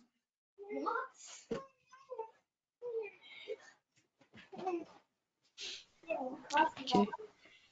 For questions, then I'll give you a quick overview of what are we going to cover next. So then next is we have to discuss about resources, which I'll plan to cover by tomorrow. So this is the next master data. This is the forklifts or the cranes. We have seen those two. There are others as well, conveyors. Very narrow truck between that VNA storage or the high bay storage that I showed you. So there are different types of equipment. So we create them as resources in the system. So when in EWM you execute any transaction, a warehouse transaction moving from GR area to the bin, we need to know which resource we are using. So we can bring in a lot of controls there, like which resource is allowed to handle what kind of parts, right? So which resource is allowed to be entered in which area. So resources, we so basically, as I told you, the EWM, the processes have to be system driven. It should not be told anyone. Like if you are handling a product which is a loose product, that activity to go and pick that product should not be given to a person or who is onto a forklift. Okay, so it has to be picked by hand. So it should go to a person whose system knows is working on hand, not on forklift. Okay, so basically, resource is very important. In terms of RF, what I was explaining you, the RF things. We use scanners, and basically in the scanner we tell the system which resource we are using, and by that way, we tell the system that give me work which I can execute with this resource. Okay, so in resources also which there are some qualifications or some restrictions or controls, validations which system does, and to ensure that right work goes to the right person. So we will discuss those as part of resource master data creation. Then we will also understand about RF. As of now, we just did this good receipt on desktop. I will slowly introduce RF, just show you how to do the receipt on the RF. What are the technical setup required? What is our involvement as functionals for RF? What should we be aware of, when we are setting up RF? What is technical team's responsibility? We'll cover that. So this unit will be our, and then, in the second half of this unit, we will discuss about the different monitoring tools. Like we'll talk about the warehouse monitor, the graphical framework, and the new Fiori apps for EWM. And then, once we complete this unit, then we will start with a process details, configuration of process, and testing of processes. So, master data, structure elements, RF, monitoring tools, these are all going to be used across processes. So we're introducing them, and we will, so that when we do the process, we see their application in all the different processes that we're going to execute. So, okay, I think we still have some time. So let me give a start on resources. We'll see how much we can cover in next 10-15 minutes. So we saw here, like there are forklifts which will handle Euro pallets, and there'll be barcode labels, conveyors. There are person either working on these equipments or they can use their hands. I mean, manual way of handling the equipments, manual way of handling the product. So basically, in a warehouse, the main movement in a warehouse is the task. We execute a task from one. Task is basically to move the product from one one bin to another. So in case of inbound, let's say the pallets or handling units that we created, I stopped at the delivery or at the GR. Okay, but if I would have gone ahead, the next step would have been put away, where I would take this pallet and put it into a bin. I would do that in the next session. I've just parked it to understand resource. The next step we'll execute using the resource to take them from the GR area to the bin. So basically it's a bin to bin movement. So the document which records this bin to bin movement is called as warehouse task. It's an internal warehouse thing. Okay. So system creates task for your material movement. It creates task for posting changes. When you do a good receipt in the background, it creates a task. You do a packing, it creates a task. So task is very important document which we'll see as we go ahead. So this resource master data is mostly important when we use scanners. Okay, and we can also use without scanners as well, but main usage is seen with scanners where you tell the system I'm using so and so forklift, propose me the required work. So what benefit we get from resource management? I mean, WM we did not have this. So the benefit we get from WM is from resources, the resource when the resource is uh, handling the product. See, uh, for example, let me see if I have some clips I can show you. The resource is moving the product from one location to another. Okay, so at that point of time, the product is with the resource, isn't it? So we can see at which point which resource is handling the product. For example, receiving input away. Let's take this. Let's see if we can get something here.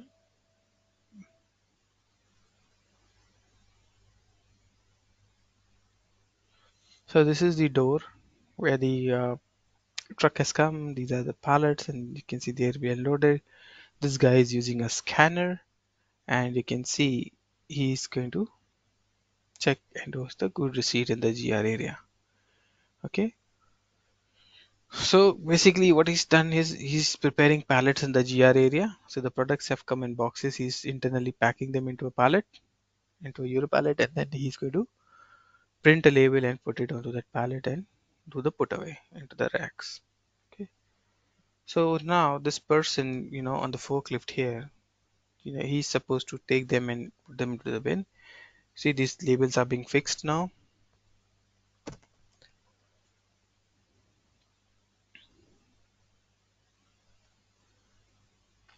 Now system will determine what is the right location so that product where it can be placed, and this forklift is going to take it from here to the bin. So this is a forklift will be presented by a task to execute this movement. So now at this point, if I check in system, while this forklift is moving, let's say he stops here, okay, and he goes for a break, or let's say he did not complete the system step to put it into a bin. I can see which resource is handling what pallet. He stops here. Let's say he stops here, drops the pallet, and goes for lunch, or end of the day, he stops here. So I can see which resource has what pallet. Ideally, end of day, every resources will be empty. They should not have any stock with them, right? Because they would have placed it into the bins and put it in the charging station. But for some reason, they did not scan properly, so they see the stock on the resource. So that is a kind of a housekeeping activity that we do. So here we see place the product into the bin. That is the bin location barcode. That is the 1923 is the handling unit barcode. Okay. So this is how we place the product into the bin. But the point to note here is the forklifts, the resources. We are going to track them. See, we will be able to see their stock. We will be able to uh, control which area in the warehouse they will be working. We will be able to control what what pallets or what kind of stock they'll be allowed to handle. Okay, so if a warehouse worker, he's handling stuff by himself, he's not qualified to handle fragile items himself, right? So those resource should not get fragile items, for picking or put away, right? So a lot of things are there in, which we have to keep in mind while we are designing the resources or what the work, the resource is supposed to perform. The whole idea here is all system driven. There should not be any manual intervention. Okay. So tomorrow when we come, we are going to talk about two things. One is resource type and resource group. Okay, these are the two important definitions that we need for a resource that we need to understand and see their application.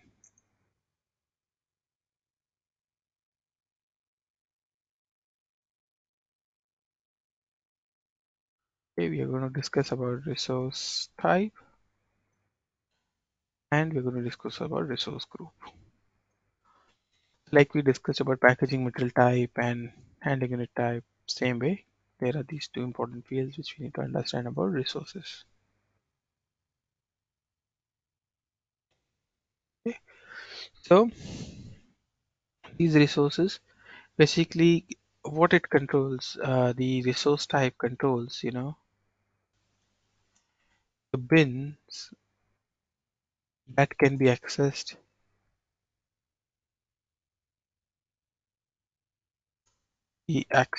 by resource, and it controls the handling unit that can be accessed by this resource. So if I want to say, this resource only works with Euro pallets, I can do that. Only works with cranes, I can do that. Only work with this resource only works with sorry, folk, not crane. This resource, so and so resource only works with Euro pallets or wire baskets, or it doesn't work with cartons. I can do all types of controls here, based at resource type level. Same way, this resource, this forklift cannot enter this area because this area is very narrow, yeah. The less space, special equipments are there. So we'll put a control in place that, the resources are not allowed. Yeah. Then, which bins, I mean the bins in VNA, if there is a task to put it into this VNA or narrow bins, it should not be given to that resource. Okay, if there is a put away here, it should not be given to a forklift guy. If there is put away here, it should be given to a put away guy, because those bins to a forklift guy, because those bins can be accessed by the forklift. Okay, but these bins here cannot be accessed. So which bins they can access, which type of pallet they can access, we control that using the resource type. We can put those controls in place. Resource group basically controls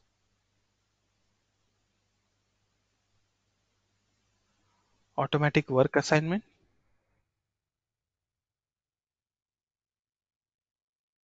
So based on the resource, we should know. See, this thing from a supervisor's area of work. Okay. And resource group has something called as queue management, which we'll discuss tomorrow. So work assignment area of work, I'm starting my day. I'm a supervisor. I have 10 forklifts. How I'm going to arrange my forklifts? I cannot tell, guys, enjoy your day, do whatever you want, pick and put away whatever you want.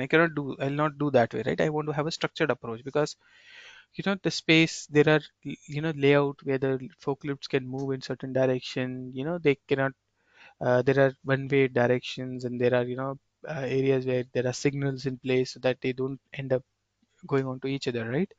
So I will have to arrange my forklifts. Like for example, I'll say two forklifts. You guys, you work here in the inbound area. Two, you work in the production supply. Two of you, please work in the production supply area. Two of you, production receipt. And then the remaining four, you guys, outbound. We have a lot of load. Continue at the outbound picking, and I'm kind of managing them. So I'm I'm saying, see, they are qualified to work everywhere, but I'm directing them to work in certain area. Why? Because at that point of time they should be only given that work in that area, that type of process, if they are doing picking, only those picking tasks should be given, or they're doing physical inventory, only physical inventory to be given. So using queue management and resource management, I control which area they work on and how they are, and then today, if I, by that way, today they'll be only proposed for picking task or put away task, right? So here, you can basically decide where these products are being, where these resources are being used today, and only those activities or those process or those movements will be proposed. Okay, so you can select today I'm working in so and so area, or in the background the supervisor can select your area, and only work of that area or that activity will be proposed to you, even though you're qualified everywhere. So you are directed to a certain area or certain process or certain activity, so that the supervisor can better manage their resources. Okay, so that we will see as part of queue management and resource management, resource group. So I think we'll take a stop here. We will, I think the next things I have to show you in system. So we'll stop here for today, and then tomorrow we'll come back and cover these things, and then we'll slowly move to the RF things. Yeah, RF setup. Okay, so anything anybody would like to discuss? Any questions, any doubts, or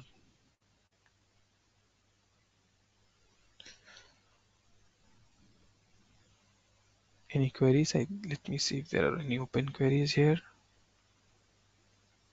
No open queries. Okay. So today is 22nd of Jan, and we covered the specification.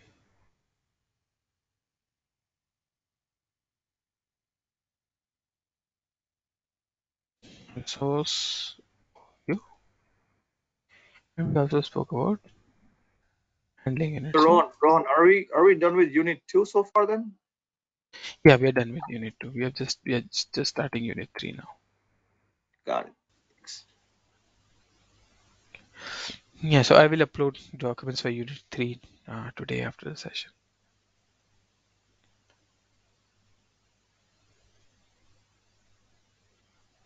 Okay, so warehouse monitor RF framework, we are going to start this. So this resource, it's a master data, but I'm covering here in unit 3 because it's important for RF, so while understanding RF, we will understand the resource management as well. It's a master data basically for the RF setup. Okay, so anything anybody would like to discuss before we end for today?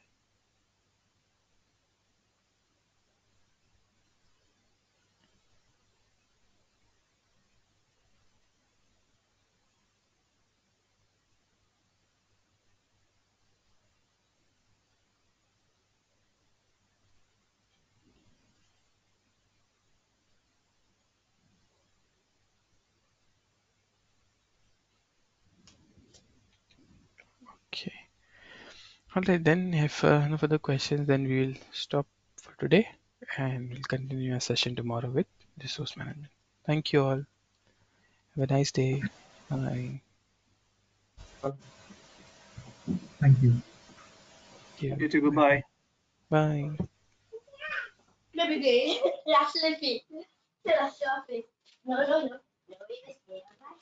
No, no, no, no, no.